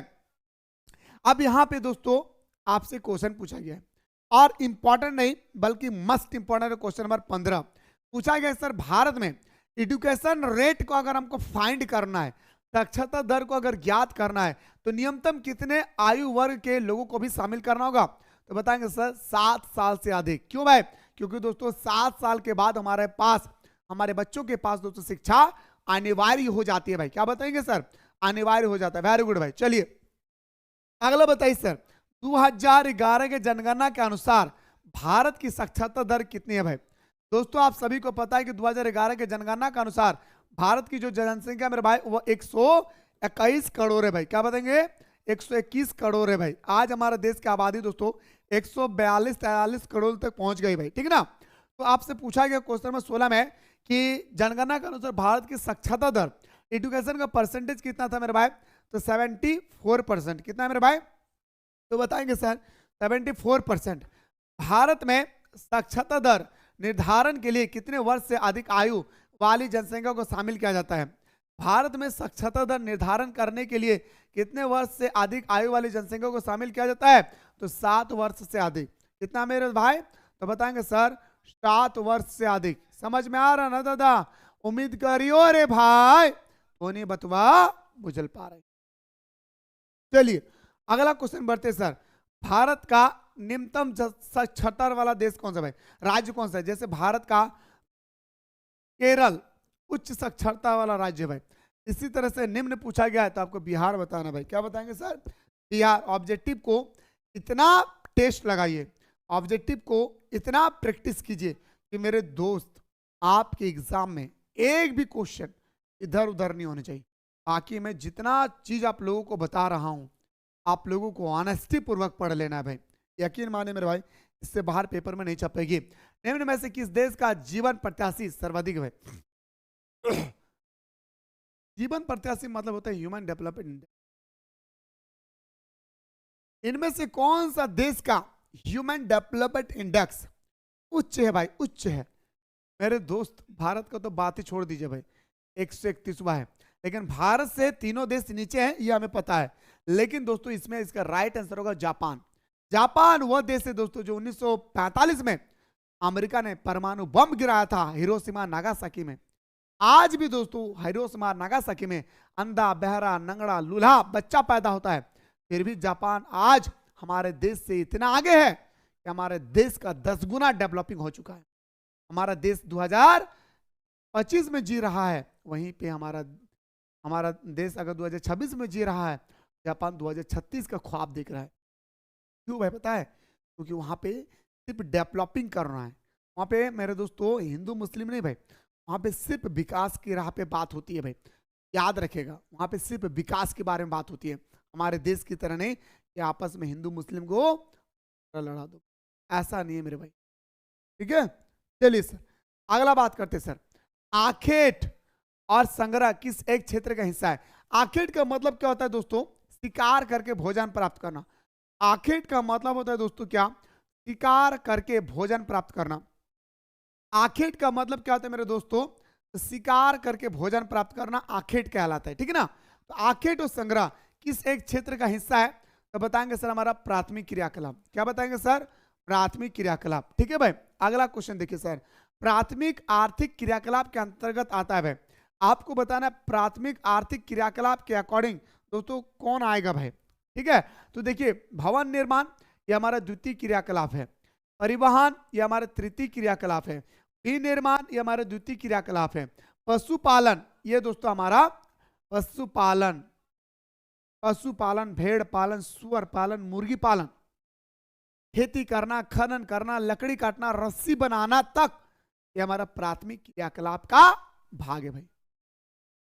अगला आंसर बताइए निम्नलिखित में से खनन क्रिया का उदाहरण भाई बताइए। खनन करना, खनन का मतलब क्या होता है? ये ऑब्जेक्टिव सॉरी सब्जेक्टिव में आएगा, 1 नंबर में सब्जेक्टिव में आएगा दोस्तों। आपसे पूछा जाएगा कि खनन की परिभाषा दे। तो दोस्तों खुदाई के दौरान, जब दोस्तों हम लोग खुदाई करते हैं, खुदाई के दौरान कुछ ऐसे हमें सामान मिल जाती है जो दोस्तों हमारे लाभदायक के लिए होता है, उसे हम लोग क्या बोलते हैं भाई? खनन। ठीक है, तो बताएंगे सर प्राथमिक क्रियाकलाप। मछली पकड़ना कौन सी क्रियाकलाप है बताइए भाई? बहुत सारे स्टूडेंट्स कहता है सर ये तो हमारा द्वितीय क्रियाकलाप है। नहीं मेरे भाई, मछली पकड़ना ये हमारे द्वितीय क्रियाकलाप नहीं है मेरे भाई। मछली पकड़ना ये हमारे द्वितीय क्रियाकलाप नहीं है मेरे भाई, याद रखिएगा। मछली पकड़ना ये हमारे द्वितीय क्रियाकलाप नहीं मेरे भाई। बताइए मेरे दोस्त, मछली पकड़ना कौन सी क्रियाकलाप है भाई? तो बताएंगे सर हमारा प्राथमिक क्रियाकलाप है भाई। ठीक है, अगला देखिए, पिग्मी प्रजाति, पिग्मी प्रजाति समूह कहाँ पाए जाते भाई? पिग्मी प्रजाति समूह कहाँ पाए जाते हैं मेरे भाई? आपसे पूछा गया है कि पिग्मी प्रजाति समूह कहाँ पे पाए जाते हैं भाई? 24 पूछा गया। तो बताएंगे सर ये अफ्रीका के एक जनजाति है भाई। अफ्रीका क्या है भाई? एक प्रजाति है। पिग्मी प्रजाति अफ्रीका का एक प्रजाति है मेरे भाई, याद रखिएगा। कहाँ का है भाई? अफ्रीका के एगो प्रजाति है भाई। अगला क्वेश्चन नंबर 25, विकसित देशों में कौन सी क्रिया सबसे कम की जाती है भाई? विकसित देश, अब विकासशील अब विकसित क्या है सुनिएगा। विकसित देश का मतलब होता है दोस्तों क्या? जो देश उद्योगों पर निर्भर होती है दोस्तों, जैसे जापान, जैसे अमेरिका, जैसे यूरोप, जैसे इटली, ये सारा क्या भाई? हमारा विकसित देश है। विकासशील देश वो देश है दोस्तों जो हमारा कृषि पर डिपेंड होती है भाई। तो यहाँ पे क्वेश्चन था विकसित देश में कौन सी क्रिया सबसे कम किया जाता है? तो प्राथमिक क्रिया। ये विकासशील देश वाले सबसे ज्यादा करते हैं भाई। ठीक है, अगला बताइए क्वेश्चन नंबर 26, इनमें से कौन प्राथमिक क्रियाकलाप के अंतर्गत आता है भाई? आपसे पूछा गया है इनमें से कौन प्राथमिक क्रियाकलाप के अंतर्गत आता है भाई? कौन प्राथमिक क्रियाकलाप के अंतर्गत आता है भाई?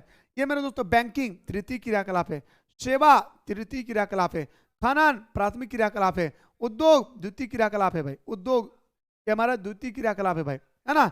लेकिन दोस्तों आपसे पूछा गया भाई 25 का 26 का आंसर बी होगा भाई। क्या होगा सर?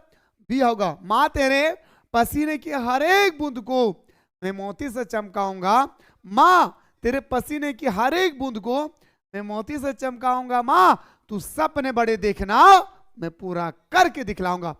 इतना सारा बंदा ऐसा है जो अपना माँ बाप का नाम रोशन करना चाहते हैं, कमेंट सेक्शन में दबा करके। और अगर आप रोशन करना चाहते हैं तो उस रोशन के लिए आपको मेहनत करना होता है। क्या अभी से आप मेहनत कर रहे हैं? बताइए। अगला, निम्नलिखित में से कौन सा अधात्विक खनिज है भाई? अरे जिसमें धातु नहीं पाया जाता उसे हम लोग अधात्विक खनिज बोलते हैं भाई। लोहा, जिसमें लोहा पाया जाता है ना भाई उसे हम लोग धात्विक खनिज बोलते हैं भाई। जैसे लोहा हमारा धात्विक खनिज है भाई, मैग्नीज हमारा धात्विक खनिज है भाई, बॉक्साइड हमारा धात्विक खनिज है, पर ग्रेफाइट दोस्तों हमारा अधात्विक खनिज है भाई। क्या बताएंगे सर? ग्रेफाइट हमारा अधात्विक खनिज है भाई। क्या बोलेंगे सर? ग्रेफाइट हमारा अधात्विक खनिज है भाई। देखिए निम्नलिखित में से कौन सा देश कोयला का सबसे बड़ा उत्पादक है भाई? आपको बताना क्वेश्चन नंबर 28 का भाई, फटाफट बताइए। सबसे ज्यादा कोयला का उत्पादन किस देश में होता है? भारत में पूछा जाएगा कि भारत में सबसे ज्यादा कोयला का उत्पादन कहां पे होता है? तो झारखंड में। झारखंड में कौन सा डिस्ट्रिक्ट में? हमारा प्यारा सा डिस्ट्रिक्ट धनबाद, क्योंकि हम भी धनबाद से भाई, प्यारा से तो बोलेंगे धनबाद। धनबाद में दोस्तों कहां? झरिया। ठीक है, पर मेरा घर कहां पे मेरे भाई? पंचित डैम, जो पिकनिक के लिए, पिकनिक स्पॉट के लिए काफी चर्चित है मेरे भाई। मौका मिले तो कभी आइए घूमने के लिए। ठीक है, निम्नलिखित में से कौन सा देश कोयले का सबसे बड़ा उत्पादक है मेरे भाई? तो बताएंगे सर चीन भाई, याद रखिएगा। ठीक है, सबसे ज्यादा कौन है मेरे भाई? अच्छा भारत बता रहे भाई, नहीं मेरे दोस्त भारत नहीं, चीन होगा भाई। ठीक है ना। आगे देखिए, रूर कोयला प्रदेश, रूर कोयला प्रदेश किस देश में स्थित है भाई? रूर कोयला प्रदेश। और इससे तो आप लोग हो सकता है मेरे भाई, तो इससे आप लोग स्टार लगा लीजिए भाई। इससे क्या करे भाई? आप लोग दोनों हाथ मिलकर दोस्तों इसको स्टार लगा लीजिए भाई। क्वेश्चन नंबर 29 स्टार लगा लीजिए मेरे भाई। हाँ, क्वेश्चन नंबर 29 को स्टार लगा लीजिए भाई। हाँ लगा लिए, इसीलिए तो बोलता भाई, सच कहते हैं दुनिया वाले प्यार ना कर, प्यार तो है एक रोग बुरा, इस रोग से डर, दीवानों की किस्मत में तन्हाई है, इश्क का दूजा नाम तो यार जुदाई है। तो झरिया का है मेरे भाई झारखंड में। झारखंड में कहा? तो धनबाद में। निम्नलिखित में से कौन लौह अयस्क का किस्म नहीं है भाई? आपसे पूछा गया लौह अयस्क का किस्म नहीं है भाई। तो देखिए दोस्तों मैग्नेटाइट लोहा का किस्म है। किस्म का मतलब होता है दोस्तों प्रकार, याद रखिएगा प्रकार, है ना भाई, याद रखिएगा प्रकार। जैसे पानी के प्रकार होते हैं, गंदा पानी, स्वच्छ पानी, चापाकल का पानी, ऐसा ही दोस्तों। तो बताए लेमेटाइट ये भी हमारा लोहा का प्रकार है। साइडराइट ये भी लोहा का प्रकार है। पर लिग्नाइट ये हमारा कोयला का प्रकार है भाई, याद रखिए। लिग्नाइट ये हमारा क्या भाई? कोयला का प्रकार है। एंथ्रोसाइट, लिग्नाइट, बिटुमिनस या क्या है मेरे भाई? कोयला का प्रकार है भाई, ठीक है ना। अगला बताइए सर, निम्नलिखित में से उच्च गुणवत्ता वाली लौह अयस्क कौन सा है? जैसे दोस्तों अगर मैं बात करूं उच्च गुणवत्ता वाला कोयला का प्रकार पूछा जाएगा तो एंथ्रोसाइट, क्या बताएंगे सर? एंथ्रोसाइट। ठीक इसी तरह से आपसे पूछा गया कि उच्च गुणवत्ता वाली लौह अयस्क का नाम बताएं मेरे भाई, बताएंगे सर आपका मैग्नेटाइट। क्या बोलेंगे सर? मैग्नेटाइट। क्या बोलेंगे दादा? मैग्नेटाइट। क्या बोलेंगे सर? मैग्नेटाइट। ठीक है। अगला देखिए, कौन सा राज्य लौह अयस्क में सबसे धनी है भाई? आपको बताना है इनमें से कौन सा राज्य लौह अयस्क में सबसे धनी है। जैसे झारखंड में क्या है मेरे भाई? कोयला। झारखंड में क्या है मेरे भाई? कोयला। ठीक इसी तरह से बोल रहा है भाई लौह अयस्क में कौन सा राज्य दोस्तों सक्रिय धनी है? तो उड़ीसा। क्या बताएंगे सर? हमारा उड़ीसा। जैसे दोस्तों पश्चिम बंगाल किस पे है मेरे भाई? तो बताएंगे सर चावल में। पश्चिम बंगाल किस में मेरे भाई? चावल में। आप चले जाएंगे पंजाब हरियाणा गेहूं में है भाई, ठीक ना। अगला देखिए सर, झारखंड राज्य में सबसे कुल खनिज भंडार का प्रतिशत संचित उत्पन्न करता है। मतलब दोस्तों ये हमारा पूरा भारत है भाई, पूरा भारत 100% है भाई, ठीक है।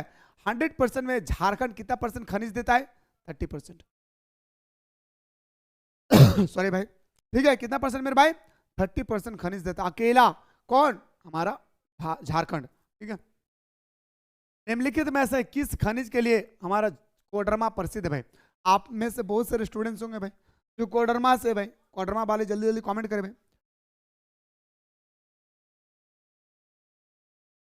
बताएं मेरे भाई कोडरमा में आप लोग प्रसिद्ध है भाई, यस या नो? तो निम्नलिखित में से कौन से खनिज कोडरमा के लिए प्रसिद्ध है भाई? तो बताएंगे सर कोडरमा में हमारा अभ्रक पाया जाता है भाई, है ना भाई। याद रखिए भाई कोडरमा में क्या पाया जाता है मेरे भाई? अभ्रक पाया जाता है, ठीक है। अगला क्वेश्चन देखिए सर, मेसाबी श्रेणी का संबंध निम्न में से किससे भाई? बहुत खतरनाक क्वेश्चन है, क्वेश्चन नंबर 6। मेसाबी श्रेणी का संबंध किससे है भाई? तो बताएंगे सर ये हमारा लौह अयस्क से भाई। मेसाबी या दोस्तों मोसाबी, दोनों में से किस टर्म है भाई? मेसाबी दोस्तों हमारे किसके लिए भाई? लौह अयस्क के लिए। किसके लिए मेरे भाई? लौह अयस्क के लिए। अगला, निम्नलिखित में से कौन सा खनिज भूरा हीरा के नाम से जाना जाता भाई? खतरनाक क्वेश्चन, क्वेश्चन नंबर 7। खतरनाक क्वेश्चन, मैं देखना चाहता हूं भाई कितने सारे स्टूडेंट्स बता सकते हैं इस क्वेश्चन का। बताइए, भूरा हीरा पूछा गया मेरे भाई, भूरा हीरा, इसे काला सोना भाई, ठीक है। काला सोना भाई, काला सोना किसको बोलते भाई? कोयला को, कैसे हो नो? कोयला को बोलते भाई, है ना भाई। तो भूरा हीरा हम लोग मैग्नीज को जानते हैं भाई, याद रखिएगा। भूरा हीरा हम लोग मैग्नीज को बोलते हैं भाई। क्या बोलेंगे सर? भूरा हीरा हम लोग किनको जानते हैं भाई? मैग्नीज को। समझ रहे बात को? भूरा हीरा के नाम से दोस्तों जानते हैं भाई किसको? मैग्नीज को, ठीक है। चलिए अगला देखिए, विश्व में तांबे का सर्वाधिक उत्पादन किस देश में होता है भाई? आपसे पूछा गया दोस्तों क्वेश्चन नंबर 8 में, सबसे ज्यादा पूरा विश्व में काला सोना, अरे द्रव्य सोना बोलते भाई इसको, द्रव्य सोना, द्रव्य सोना, पेट्रोलियम को।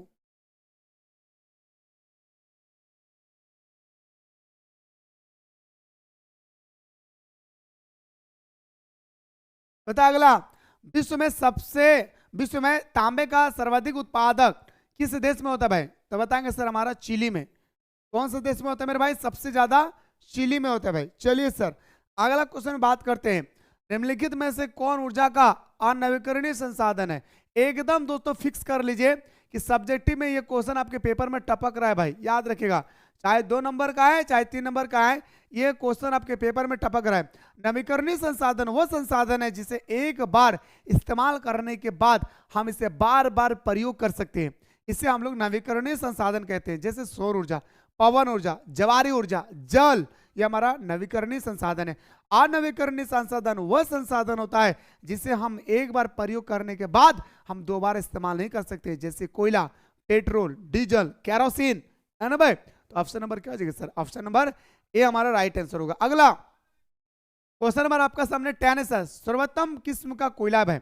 अभी तो बताए सर कोयला का 4 किस्म होता है, याद कर लीजिएगा भाई। कभी कभी ना 2 मार्क्स वाला क्वेश्चन में पूछा जाता है भाई, कभी कभी 2 मार्क्स वाला क्वेश्चन एग्जाम में पूछा जाता है भाई, याद रखिएगा। कभी कभी एग्जाम में 2 मार्क्स वाला में क्वेश्चन में पूछा जाता है सर्वोत्तम किस्म का कोयला, है ना भाई। तो 4 प्रकार है भाई, एंथ्रोसाइट, बिटुमिनस, लिग्नाइट, पीट। तो सबसे अच्छा कोयला दोस्तों आपका एंथ्रोसाइट। क्या बोलेंगे सर? एंथ्रोसाइट। याद रखिए भाई, क्या बोलेंगे सर? एंथ्रोसाइट। ठीक है, अगला क्वेश्चन, बिटुमिनस किस खनिज का प्रकार है भाई? अभी आप लोगों को बताया भाई। तो बिटुमिनस है दोस्तों वह किस खनिज का प्रकार है, अभी तो डिस्कस किया भाई जस्ट। बिटुमिनस मेरे दोस्तों हमारा कोयले के लिए प्रसिद्ध है भाई। क्या बोलेंगे सर? बिटुमिनस किसके लिए प्रसिद्ध है मेरे भाई? तो बताएंगे सर बिटुमिनस कोयले के लिए प्रसिद्ध है। किसके लिए मेरे भाई? तो बताएंगे सर हमारा कोयले के लिए प्रसिद्ध है भाई। अगला अभी अभी बताइए तो मेरे भाई लोहा का अच्छा किस्म का नाम प्रकार बताए भाई। आप लोगों में से कितने सारे स्टूडेंट्स को याद है, मैं देखना चाहता हूं भाई, कमेंट में जल्दी बताइए। लोहा का, जो लोहा है भाई, लोहा का सबसे अच्छा किस्म का नाम बताए भाई। कौन बताएगा भाई? देखना चाहता हूं, किसी को नहीं पता है भाई, भूल गए ना? अरे एग्जाम हॉल में ऐसा भूल जाओगे तो काम नहीं चलेगा। लोहा पूछा गया भाई, अरे लोहा पूछा गया भाई। देखिए अभी बताए भाई, लोहा का बताया या नहीं? देखिए मेरे भाई, लिग्नाइट, मैग्नेटाइट बताए, सॉरी, है ना भाई, बताए भाई। लोहा आज का किस्म नहीं है, सॉरी, मैग्नेटाइट होगा भाई। क्या होगा सर? मैग्नेटाइट। बताइए या नहीं भाई? देखिए मैग्नेटाइट बताए थे ना भाई। देखिए आप लोग ऐसे भूल जाओगे तो कैसे चलेगा मेरे भाई, ऐसा मत करो भाई।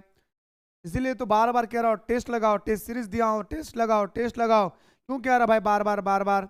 मानते ही नहीं बात को। चलिए आगे बताइए, डिगबोई तेल क्षेत्र किसके लिए प्रसिद्ध है भाई? डिगबोई तेल क्षेत्र दोस्तों पेट्रोलियम, कहाँ पे मेरे भाई? असम में। याद रखिए भाई, असम में। डिगबोई तेल क्षेत्र किसके लिए प्रसिद्ध है मेरे भाई? याद रखिए, असम। कहाँ पे मेरे भाई? आसाम। ऑप्शन नंबर हमारा बिल्कुल सही तो जगह सर क्या? ऑप्शन नंबर आपका बिल्कुल सही तो जगह सर क्या? तो आपका 20 का राइट आंसर होगा। अगला, इस खनिज को तेल सोना भी कहा जाता है। देखो भाई, इस खनिज को तेल सोना कहा जाता है भाई। आसमान बन रहा, इस खनिज को तेल सोना भी कहा जाता है, पेट्रोलियम को। इसको कहा जाता है भाई? पेट्रोलियम को। अगला, मानव की कौन सी आर्थिक क्रिया प्राचीनतम है भाई? कृषि करना, भोजन संग्रह एवं आखेट करना, उद्योग धंधा या व्यापार करना। मानव का सबसे प्राचीन कौन सी क्रिया है दोस्तों? आपको बताना होगा। तो बताएंगे सर भोजन संग्रह करके आखेट करना। आखेट करना मतलब तो दोस्तों कि शिकार करके भोजन प्राप्त करना, उसे हम लोग बोलते हैं दोस्तों क्या? आखेट। तो ऑब्जेक्टिव क्वेश्चन के साथ साथ सब्जेक्टिव में भी पूछा जाएगा कि आखेट की परिभाषा दे। तो मेरे दोस्तों बताएंगे कि प्राचीन काल में मानव शिकार करके जब भोजन प्राप्त करते थे तो इसे हम लोग बोलते हैं आखेट, और जो शिकार करते थे उसे हम लोग बोलते हैं अखेटन। क्या बोलते हैं सर? अखेटन। ठीक है, अगला, निम्न कृषि के प्रकार में से कौन सा प्रकार कर्तन एवं दहन कृषि? मेरे दोस्तों कर्तन एवं दहन कृषि को हम लोग अलग अलग जगह पे अलग अलग नाम से जानते हैं। कर्तन एवं दहन कृषि, स्थानांतरण कृषि, भूम कृषि, झूम खेती, अलग अलग नाम से जानते हैं भाई। तो बताएंगे सर ये हमारा आदि निर्वाह कालीन भाई, आदि निर्वाह कृषि है भाई। क्या मेरे भाई? आदि निर्वाह कृषि है भाई। यानी सर हम बोल सकते हैं भाई ऑप्शन नंबर हमारा क्या हो जाएगी सर? डी हमारा राइट आंसर हो जाएगा। ठीक है, अगला, कि भारत में हस्तांतरित या कर्तन दहन कृषि को क्या कहा जाता है भाई? अलग अलग देश में ना भाई इससे हम लोग अलग अलग नाम से जानते हैं भाई। ठीक है, वही तो पूछा गया भाई। बताइए कि भारत में कौन सा खेती के नाम से जानते हैं भाई? तो भारत में दोस्तों हम लोग झूम खेती के नाम से जानते हैं भाई। क्या बोलेंगे सर? झूम खेती के नाम से जानते हैं। भारत के लोग कर्तन एवं दहन कृषि, और मैं आपको बताना चाहूंगा कि कर्तन एवं दहन कृषि, स्थानांतरण कृषि, झूम खेती, या दोस्तों आपसे कुछ भी पूछा जाएगा, लेकिन ये क्वेश्चन आपके पेपर में सब्जेक्टिव का 3 नंबर वाला क्वेश्चन में छप रहा है भाई, याद रखिएगा 3 नंबर वाला क्वेश्चन में दोस्तों छप रहा है। इसे आप लोग पेन पेपर लेकर याद कर लीजिए भाई, एकदम छप रहा है, 100% की बात कर रहा हूं भाई, ठीक है। चलिए अगला बोलते सर, निम्न में से किस प्रकार की कृषि में खट्टे रसदार फलों की कृषि की जाती है भाई? निम्न में से किस प्रकार की कृषि में खट्टे रसदार फलों की कृषि की जाती है भाई? बताएं मेरे भाई, किस फलों में दोस्तों खट्टे रसदार फसलों की कृषि की जाती है? तो बताएंगे सर हमारा भूमध्य सागर में। कौन सा मेरे भाई? तो बताएंगे सर हमारा भूमध्य सागर में। कौन सा भाई? तो बताएंगे सर हमारा भूमध्य सागर में, ठीक है भाई। चलिए अगला क्वेश्चन बात करते हैं sir, question number next. Question number आपके सामने 18 है सर, निम्नलिखित में से कौन सा आर्थिक क्रिया ग्रामीण बस्ती की मुख्य आर्थिक क्रिया भाई? ग्रामीण लोग दोस्तों कौन सी आर्थिक क्रिया करते हैं, ये आपको पता आना होगा। जैसे शहर के लोग मेरे दोस्तों द्वितीय और तृतीय क्रिया करते हैं, शहर के लोग, ठीक है, शहर के लोग करते हैं द्वितीय और तृतीय क्रियाकलाप। लेकिन दोस्तों प्राथमिक क्रियाकलाप कौन करता है मेरे भाई? जो गांव के लोग होते हैं भाई, याद रखेगा। और मैं आपको बताना चाहूंगा कि ग्रामीण और नगरीय बस्ती में क्या अंतर होती है, आप लोग एकदम कान खोल के सुन लीजिए, नगरीय और शहरीकरण में क्या अंतर है, याद रखिए मेरे दोस्तों। इससे आप लोग एकदम हर हाल में दोस्तों याद रखेंगे, बहुत इंपॉर्टेंट है मेरे भाई, ठीक है। अगला क्वेश्चन पे आते हैं सर, किस कृषि प्रणाली में निम्न स्तरीय तकनीकी ज्ञान की आवश्यकता होती है भाई? मेरे दोस्तों एकदम लो कैटेगरी का हमारा औजार का इस्तेमाल होता है दोस्तों, वो कौन सी कृषि है भाई?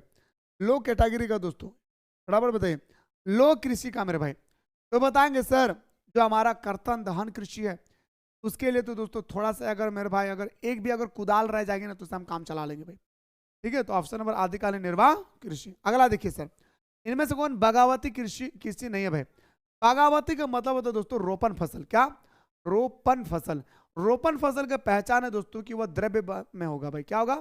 द्रव्य में होगा। द्रव्य का मतलब होता है दोस्तों क्या? लिक्विड में होगा। क्या मेरे भाई? लिक्विड में होगा। लिक्विड का मतलब होता है दोस्तों बह जाएगा, जैसे रबड़ दोस्तों बह जाता है, चाय बह जाता है, गन्ना बह जाता है, पर मक्का दोस्तों हमारा खाद्य फसल है भाई। यानी सर हमारा ऑप्शन नंबर क्या हो जाएगा सर? डी हमारा राइट आंसर होगा। अगला, इनमें कौन रोपण कृषि का उदाहरण है भाई? रोपण कृषि दोस्तों इनमें से कौन है भाई? तो बताएंगे सर रबड़ हमारा क्या भाई? हमारा रोपण कृषि के अकॉर्डिंग आता है भाई। रबड़ क्या है मेरे भाई? तो हमारा बताएंगे सर रबड़ हमारा और रोपण कृषि के अकॉर्डिंग हम लोग लाते हैं भाई। किसको भाई? रबड़ को भाई, ठीक है। अगला देखिए, निम्नलिखित में से रोपण कृषि का उदाहरण कौन सी है भाई? ठीक है, रोपण कृषि का उदाहरण कौन सा भाई? देखिए दोस्तों, नहीं है पूछा गया भाई। रोपण कृषि बगावती कृषि पूछा जाएगा तो मेरे दोस्तों आपको बताना होगा कि नहीं है। तो मेरे भाई चावल नहीं है, बाकी कोको, कहवा, रबड़, गन्ना, चाय, कॉफी, ये सब क्या है मेरे भाई? तो बताएंगे सर आपका रोपण फसल है भाई। क्या बोलेंगे? कोको, कहवा, चाय, कॉफी, गन्ना, ये सब क्या है भाई? तो बताएंगे सर रोपण कृषि है भाई, ठीक है। सरकारी कृषि सबसे अधिक सफल किस महाद्वीप में हुई भाई? सरकारी कृषि सबसे अधिक सफल किस महाद्वीप में हुए मेरे भाई? यूरोप में। याद रखिए, कहां पे मेरे भाई? बताएंगे सर यूरोप में। अगला क्वेश्चन देखिए सर, क्वेश्चन नंबर नेक्स्ट, बगावती कृषि सर्वाधिक मात्रा में कहां विकसित है भाई? बगावती कृषि का मतलब होता है दोस्तों, अभी बताएं सर क्या? रोपण। याद रखिए भाई, क्या बताएंगे सर? रोपण कृषि। क्या बताएंगे सर? रोपण कृषि। याद रखिए मेरे भाई, क्या बताएंगे सर? रोपण कृषि। याद रखिए भाई, क्या बोलेंगे सर? रोपण कृषि। बगावती कृषि सर्वाधिक मात्रा में कहां विकसित है भाई? बगावती कृषि दोस्तों सर्वाधिक मात्रा में दक्षिण पूर्वी एशिया में विकसित है भाई। कहां पे मेरे भाई? तो बताएंगे सर हमारा दक्षिण पूर्वी एशिया में विकसित है भाई। कहां पे? दक्षिण पूर्वी एशिया में विकसित है भाई, ठीक है। चलिए सर, अमेजन के बेसिन में नहीं तो गलत बता रहे हैं। चलिए अगला देखिए, फूलों की कृषि क्या कहलाता है भाई? बताइए मेरे भाई। ट्रक फार्मिंग कृषि क्या है पता है ना मेरे भाई? जो शहरी इलाके में किया जाता है, जहां पे हम फसलों को कटाने के बाद, काटने के बाद सीधा दोस्तों गाड़ी में हम लोग क्या कर सकते हैं भाई? लोड कर सकते हैं। ट्रक फार्मिंग कृषि ग्रामीण इलाके में नहीं होता भाई, ये हमारे शहर में होती है भाई, ठीक है। तो बताइए फूलों की कृषि को दोस्तों हम लोग क्या बोलते हैं भाई? याद रखिएगा, पुष्प उत्पादन। क्या बताएंगे सर? पुष्प उत्पादन। फूलों की कृषि को क्या कहते हैं भाई? फटाफट बताइए मेरे भाई, है ना भाई। 26 पूछाएगा, फूलों के उत्पादन को हम लोग क्या बोलते हैं भाई? 26। अभी बताएं सर, फ्लोरिकल्चर। फ्लोरिकल्चर, यानी सर हमारा ऑप्शन नंबर क्या हो जाएगी सर, डी हमारा राइट आंसर होगा। क्या होगा सर, ऑप्शन नंबर डी हमारा राइट आंसर होगा। ठीक है, अगला बताइए सर, मैक्सिको में, अभी तो बताए सर अलग अलग देश में अलग अलग नाम से जानते हैं भाई, मैक्सिको में अलग, ब्राजील में अलग, याद रखेगा। मैक्सिको में आदिकालीन निर्वाह कृषि को किस नाम से जाना जाता है भाई, मैक्सिको में आदिकालीन निर्वाह कृषि को किस नाम से जाना जाता है भाई, मिल्पा के नाम से जानते हैं भाई, याद रखिएगा भाई, समझ रहे भाई। अगला बताइए सर, आगे पूछा गया दोस्तों, कंबाइन क्रूक मशीन का प्रयोग किस कार्य के लिए होता है भाई, कंबाइन क्रूक मशीन का प्रयोग किस कार्य के लिए किया जाता है भाई, कंबाइन क्रूक जो आपका मशीन है दोस्तों, इसका प्रयोग आखिर किस कार्य के लिए किया जाता है, तो बताएंगे सर ये हमारा कृषि कार्य में किया जाता है दोस्तों। कहाँ पे, कृषि के कार्य में किया जाता है भाई, याद रखिएगा। समझ में आ रहे भाई, उम्मीद करियो रे भाई हमार बहन कि तोहनी हमारे बतवा बुझल पा रही, आशा करियो ने रे दादा हमार दीदी कि तोहनी हमारे बतवा बुझल पा रही। तोहनी के कहना प्रॉब्लम हो जल्दी बताइए कमेंट सेक्शन में भाई, ठीक हो। अगला क्वेश्चन, उत्तरी अमेरिका में विस्तृत वाणिज्य अनाज कृषि क्षेत्र को किस नाम से जाना जाता है। और एक बात मैं बताना चाहूंगा मेरे दोस्तों, घास, घास की मैदान, ठीक है, मैदान, घास की जो मैदान है ना दोस्तों, अफ्रीका के घास के मैदान, ब्राजील का, आप फ्रांस का, इंडोनेशिया का, है ना भाई, दक्षिण अफ्रीका का जो घास का मैदान है दोस्तों, ये अलग अलग घास के मैदान के बारे में मैं ट्रिक से बताने की पूरी कोशिश करूंगा। क्या आप लोग तैयार हैं। जैसे वेल्ड कहाँ मेरे भाई, है ना भाई, जैसे डाउन्स कहाँ भाई, पाउंस ये ऑस्ट्रेलिया का है, बेल्ट कहाँ भाई, दक्षिण अफ्रीका का, लेकिन दोस्तों उत्तरी अमेरिका का पेरियरी। ठीक है, चलिए सर अगला क्वेश्चन बात करते हैं सर, निम्नलिखित किस प्रदेश में विस्तृत वाणिज्य अनाज कृषि नहीं की जाती भाई, कौन सा प्रदेश में विस्तृत वाणिज्य कृषि नहीं की जाती भाई। ठीक है, विस्तृत वाणिज्य कृषि नहीं की जाती है, अमेरिका, ब्राजील के बेसिन में। कहा मेरे भाई, तो बताएंगे सर ब्राजील के बेसिन में। कहाँ के मेरे भाई, तो ब्राजील, याद रखिएगा, ठीक है भाई, ब्राजील के बेसिन में, याद रखिएगा। तो उम्मीद का क्वेश्चन का आंसर बताएंगे कि निम्नलिखित में से कौन खाद्य फसल है भाई, आपको बताना होगा इनमें से खाद्य फसल कौन है भाई, गन्ना, कॉफी, चुकंदर या गेहूं।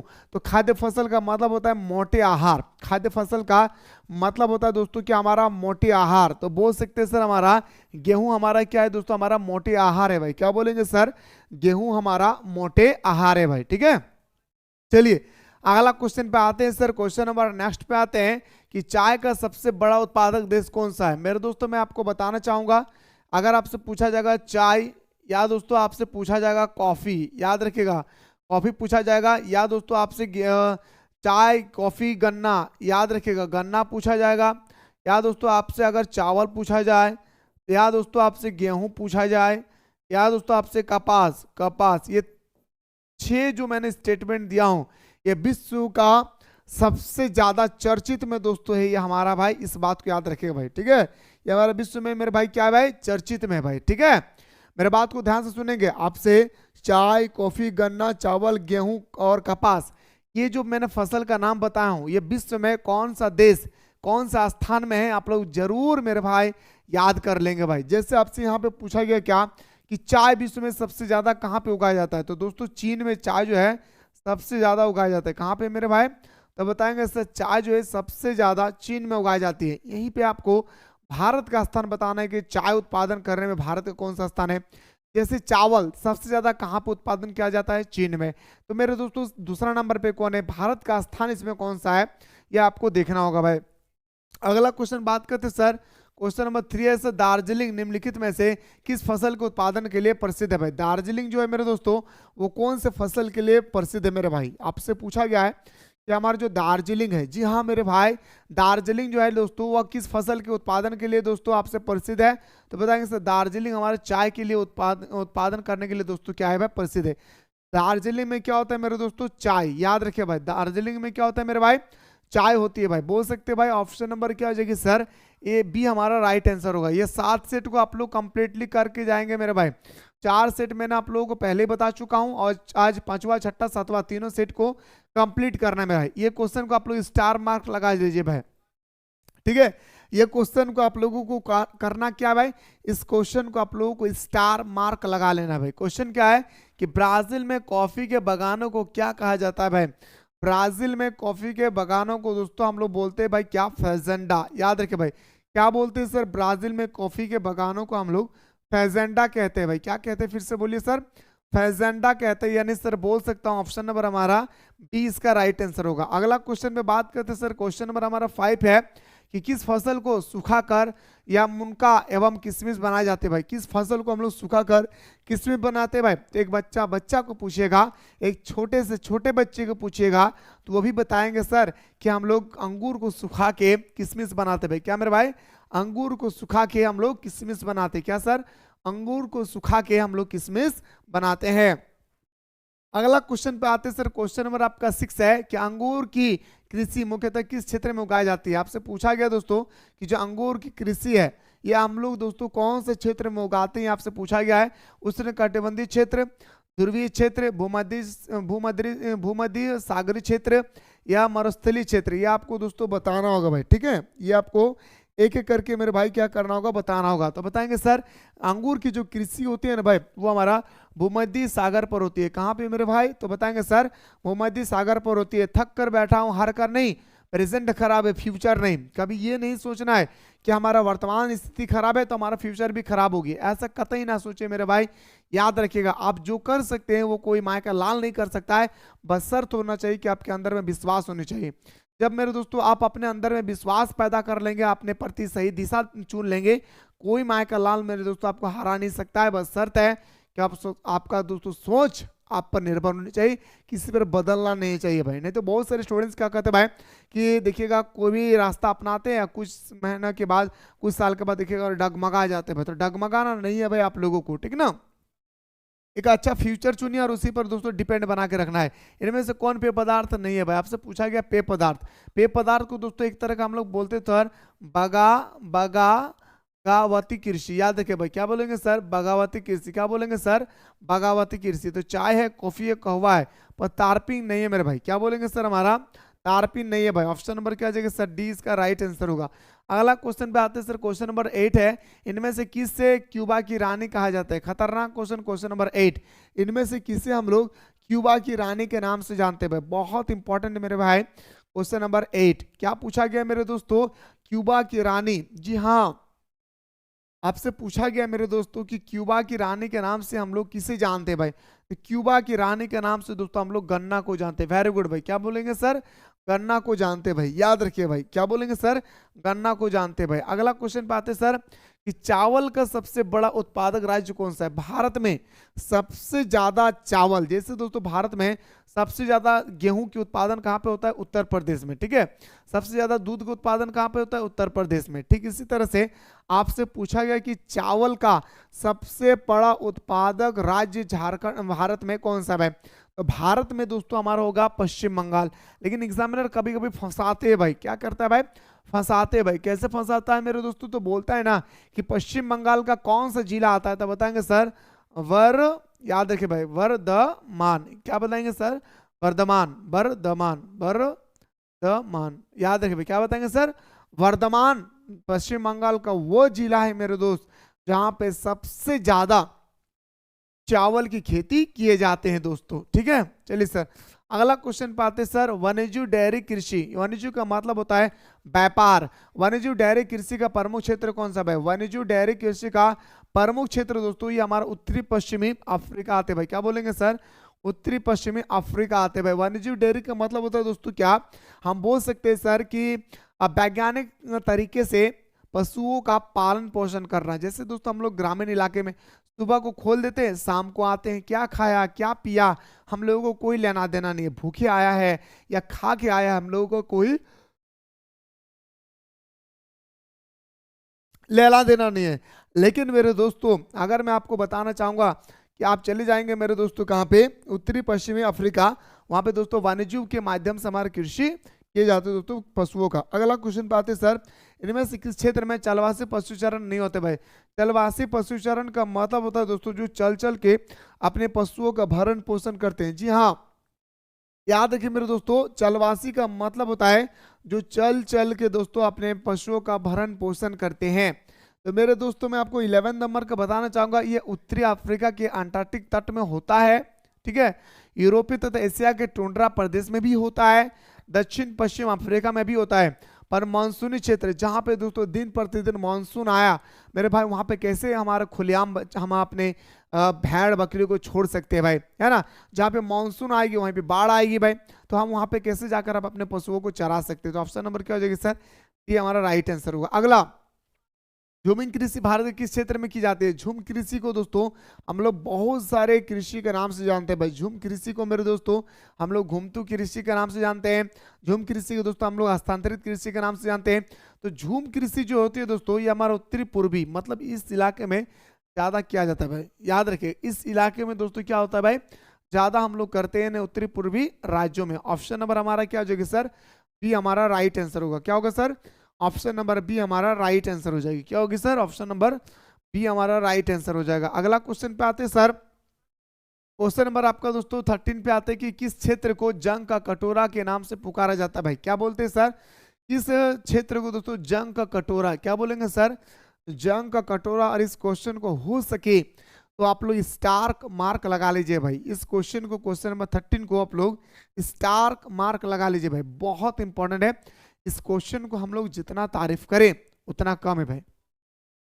तो आप लोग इस क्वेश्चन को क्या करें मेरे दोस्तों, स्टार मार्क लगा ले भाई। ठीक है, ये क्वेश्चन बहुत इंपॉर्टेंट है मेरे भाई, बहुत इंपॉर्टेंट है। जितना तारीफ करें उतना कम है भाई। क्वेश्चन नंबर आपका 13, तो पीटर्सबर्ग क्षेत्र को हम लोग जंग का कटोरा कहते हैं भाई। याद रखिएगा ऑप्शन नंबर हमारा ए इसका राइट आंसर होगा। अगला क्वेश्चन है सर, इनमें से कौन शीतोष्ण घास मैदान का उदाहरण नहीं है भाई। शीतोष्ण का घास का मैदान दोस्तों आपसे पूछा जा रहा है कि उदाहरण नहीं है भाई। खतरनाक क्वेश्चन मेरे दोस्तों। मैं चाहता हूं मेरे भाई कि एक बार अगर आप लोग सारे घास का मैदान को दोस्तों अगर लिख लेते तो मेरे अकॉर्डिंग दोस्तों आप लोगों के लिए बेस्ट होता है, क्योंकि घास के मैदान से ना 2 क्वेश्चन पूछे जाते हैं। क्या आप लोग तैयार है मेरे दोस्तों, क्या आप लोग लिखने के लिए तैयार है। ऐसे तो घास का मैदान बहुत सारे होते हैं मेरे भाई, लेकिन मैं आपको बताना चाहूंगा, मैं वो क्वेश्चन आप लोगों को बताऊंगा दोस्तों जो सबसे इंपॉर्टेंट होगी। क्या आप लोग तैयार है, अगर तैयार है तो दोस्तों प्लीज आप लोग मेरे दोस्तों मेरे साथ इस क्वेश्चन का आंसर हम लोग बाद में देखेंगे भाई। क्वेश्चन नंबर 14 का आंसर जो है हम लोग बाद में देखेंगे मेरे भाई। सबसे पहले आप लोग हेडिंग डालिएगा मेरे दोस्तों, क्या देश। सबसे पहले मेरे दोस्तों एक तरफ आप लोग हेडिंग डालिएगा क्या देश, ठीक है, और एक तरफ हेडिंग डालिएगा मेरे दोस्तों क्या घास का मैदान। याद रखिए घास का मैदान। प्लीज आप लोगों से मेरे दोस्तों रिक्वेस्ट है, मैदान आप लोग लिख लीजिए मेरे भाई, क्योंकि यहां से ना 2 क्वेश्चन पूछे जाते हैं भाई। कितना मेरे भाई, तो बताएंगे सर यहां से आपका एग्जाम में 2 क्वेश्चन पूछे जाते हैं। कोई भी स्टूडेंट्स नहीं चाहता है मेरे दोस्तों कि हमारे हाथों से 2 क्वेश्चन छूट जाए। कोई भी कैंडिडेट नहीं चाहता है मेरे भाई, ठीक है, कोई भी स्टूडेंट्स नहीं चाहता दोस्तों कि मेरे हाथों से क्वेश्चन छूट जाए भाई, 2 क्वेश्चन में, क्योंकि एक एक क्वेश्चन दोस्तों हमारे एग्जाम के लिए इंपॉर्टेंट होती है।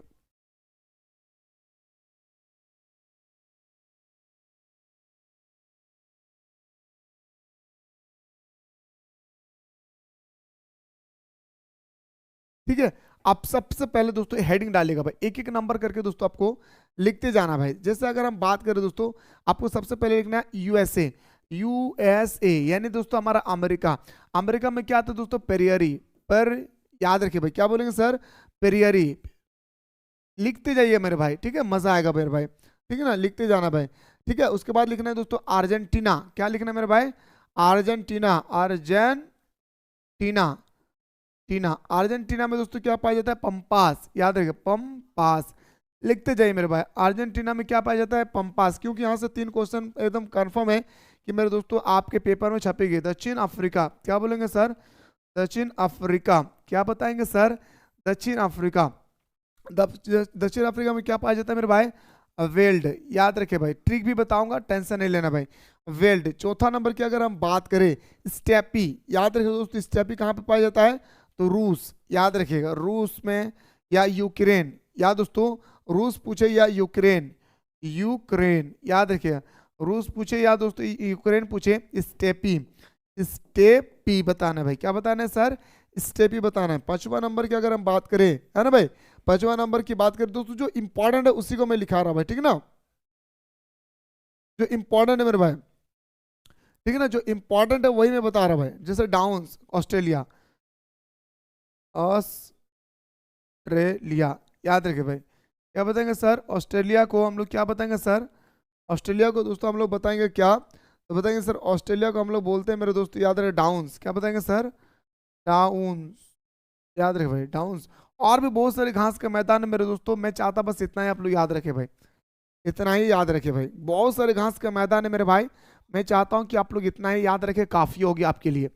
यूएसए, यूएसए जो हमारा बार बार पूछा जाता है, पेरियरी, पंपास, वेल्ड, स्टेपी और डाउन्स। ठीक है, ये दोस्तों सबसे इंपॉर्टेंट है भाई, आप लोग अपनी कॉपी पे लिख लेंगे भाई। ठीक है, लिख लिए।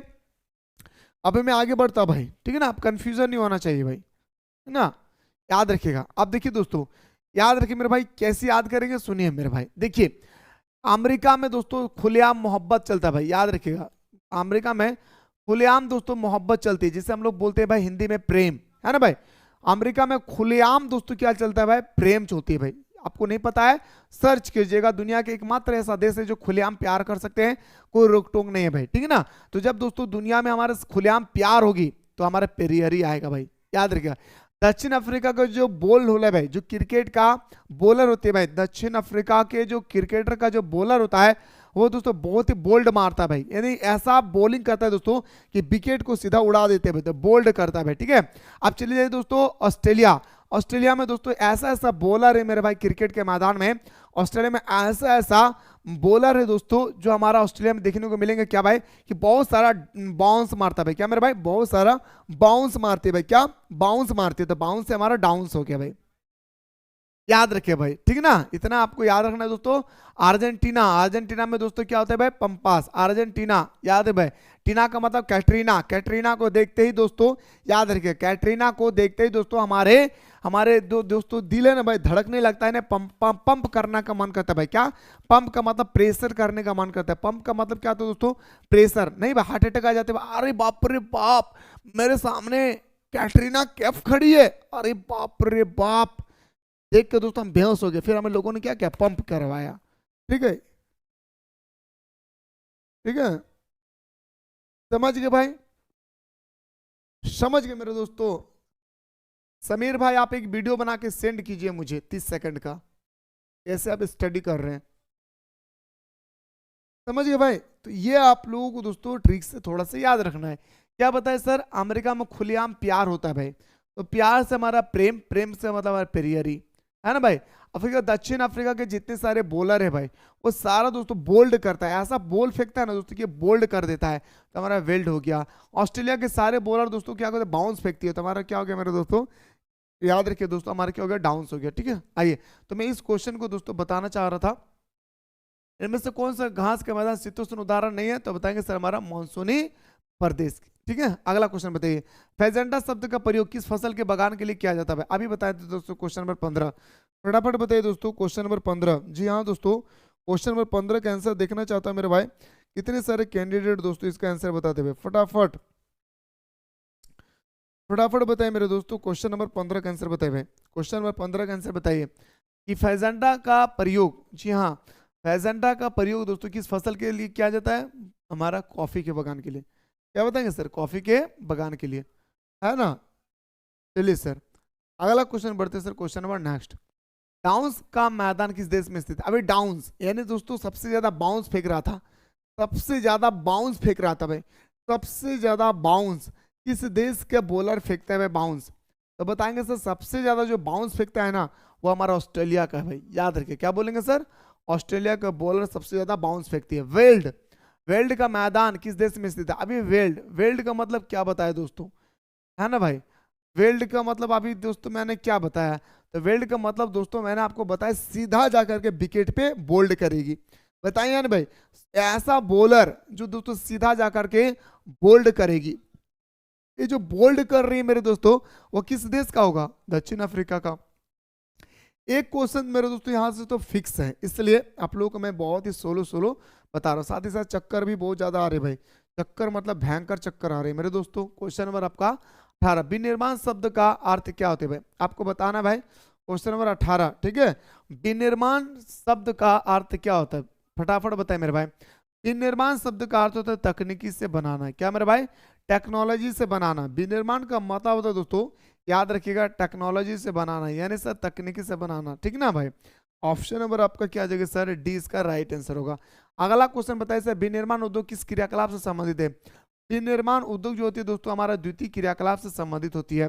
किस क्षेत्र के क्रियाकलाप करने वाले लोगों को लाल कॉलर श्रमिक कहा जाता है। इससे आप लोग स्टार लगा लीजिए। अभी आप लोग इस क्वेश्चन को मेरे दोस्तों क्या करना है भाई, स्टार लगा लेना है। अभी आप लोगों को ये क्वेश्चन को करना क्या है मेरे दोस्तों, स्टार लगा लेना है, बहुत इंपॉर्टेंट है। इस क्वेश्चन को हम लोग जितना तारीफ करें उतना कम है भाई। कितने सारे स्टूडेंट्स हैं दोस्तों जी इस क्वेश्चन का आंसर बताएंगे भाई। मैं देखना चाहता हूं मेरे दोस्तों कि कितने सारे स्टूडेंट्स इसके आंसर बताएंगे।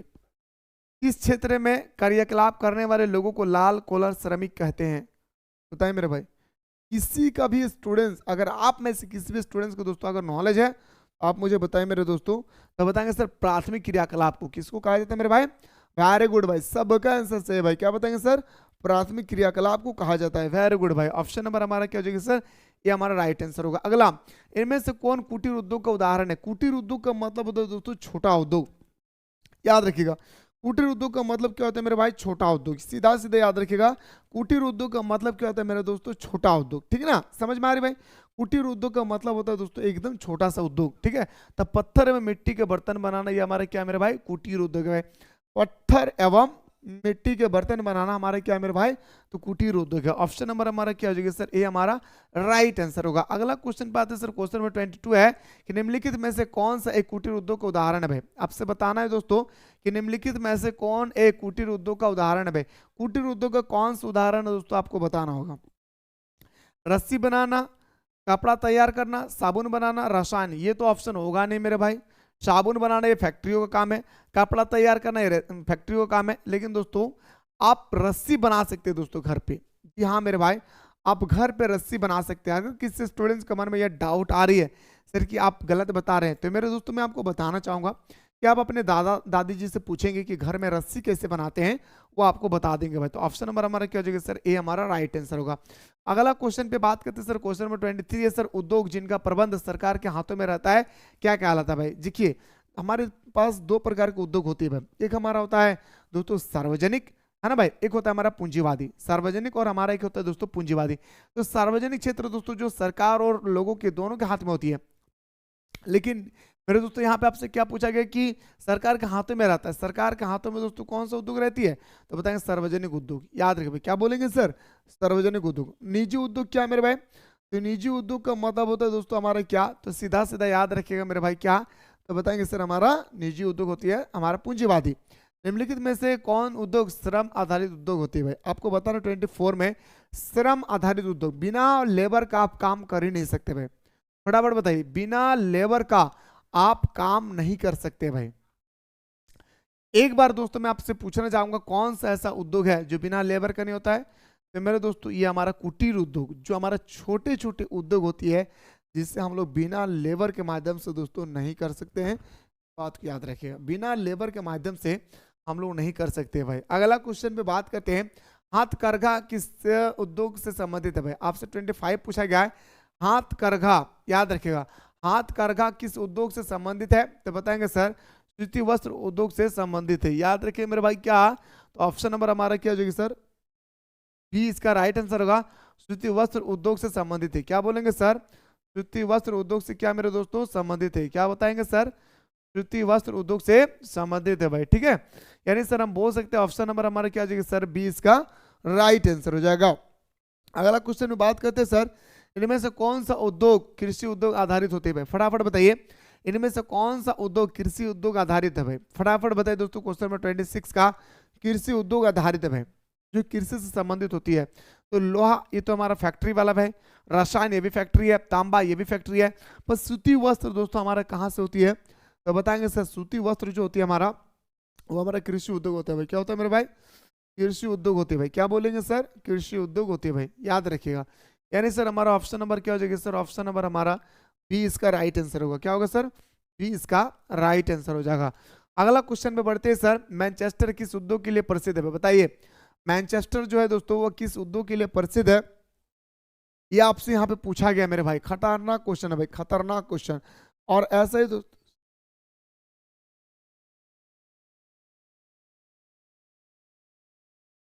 ठीक है, फटाफट बताइए, फटाफट बताइए मेरे दोस्तों। क्वेश्चन नंबर आपका, मैनचेस्टर किस उद्योग के लिए प्रसिद्ध है? अभी प्री बोर्ड का एग्जाम भी हुआ था, शायद धनबाद डिस्ट्रिक्ट में प्री बोर्ड का एग्जाम हुआ था, धनबाद या गोड्डा, याद नहीं आ रहा, दोनों में से एक होगा। वहां पे ये क्वेश्चन पूछा गया था कि मैनचेस्टर किस उद्योग के लिए प्रसिद्ध है? तो दोस्तों सूती वस्त्र के लिए, याद रखिएगा। समझ गए भाई? तमिलनाडु। चलिए सर अगला क्वेश्चन देखिए सर, इनमें से कौन पशु आधारित उद्योग है? पशु आधारित उद्योग, बिना पशु का आप ये उद्योग स्थापित नहीं कर सकते हैं। तो पशु आधारित उद्योग जो होती है दोस्तों, वो हमारा चमड़ा का उद्योग होगा। क्या होगा सर? चमड़ा का उद्योग दोस्तों हमारा क्या भाई? पशु आधारित उद्योग है। क्या बोलेंगे सर? चमड़ा का उद्योग। बहुत खतरनाक चक्कर आ रहा है मेरे दोस्त, बहुत खतरनाक चक्कर आ रहा है। 2 दिन 3 दिन अभी तक हो गया मेरे दोस्तों, ईटिंग सही तरह से हुआ ही नहीं है, तो खतरनाक चक्कर आ रहा है भाई। पेट में अनाज नहीं रहेगा तो दोस्तों खड़े होकर कैसे स्टडी करा सकते हैं, है ना? तो बताएंगे सर। अगला क्वेश्चन में बात करते हैं सर, किस उद्योग को आधारभूत उद्योग भी कहा जाता है? आधारभूत उद्योग का मतलब होता है दोस्तों जो एक दूसरे के बिना चल नहीं सकता भाई, याद रखिएगा। आधारभूत उद्योग का मतलब होता है दोस्तों कि एक दूसरे के बिना चल नहीं सकता है। मेरे बात को ध्यान से सुनिएगा। आधारभूत उद्योग का मतलब होता है दोस्तों क्या? एक दूसरे के बिना नहीं चल सकता है, उससे हम लोग बोलते हैं आधारभूत उद्योग। समझ रहे बात को? तो आधारभूत उद्योग मेरे दोस्तों किसे कहते हैं? तो बताएंगे सर, लो इस्पात उद्योग हम लोग आधारभूत उद्योग कहते हैं भाई, ठीक है। अगला क्वेश्चन देखिए सर, निम्नलिखित में से कौन खनिज आधारित उद्योग है भाई? फटाफट बताइए मेरे भाई कि कौन खनिज आधारित उद्योग है भाई। आपको पूछा गया दोस्तों, आपसे पूछा गया क्वेश्चन नंबर 30 पे, फटाफट बताइए दोस्तों। क्वेश्चन नंबर 30 पूछा गया कि कौन खनिज आधारित उद्योग है? इनमें से कौन दोस्तों खनिज आधारित उद्योग है? तो हमारा दोस्तों लो इस्पात। खनिज आधारित का मतलब होता है दोस्तों कि आप बिना लोहा का कोई भी फैक्ट्री को आप नहीं चला सकते। बस इतना याद रखिएगा कि बिना लोहा का आप कोई भी फैक्ट्री को नहीं चला सकते हैं। इसीलिए दोस्तों हम लोग क्या बोलते हैं? खनिज आधारित उद्योग हमारा लो इस्पात उद्योग को। मेरे दोस्त लेक्चर नंबर 1 देखने के बाद, सॉरी लेक्चर नंबर 5 देखने के बाद आप लोगों को दोस्तों कैसा फील हो रहा है? आप लोग बताइए मेरे भाई।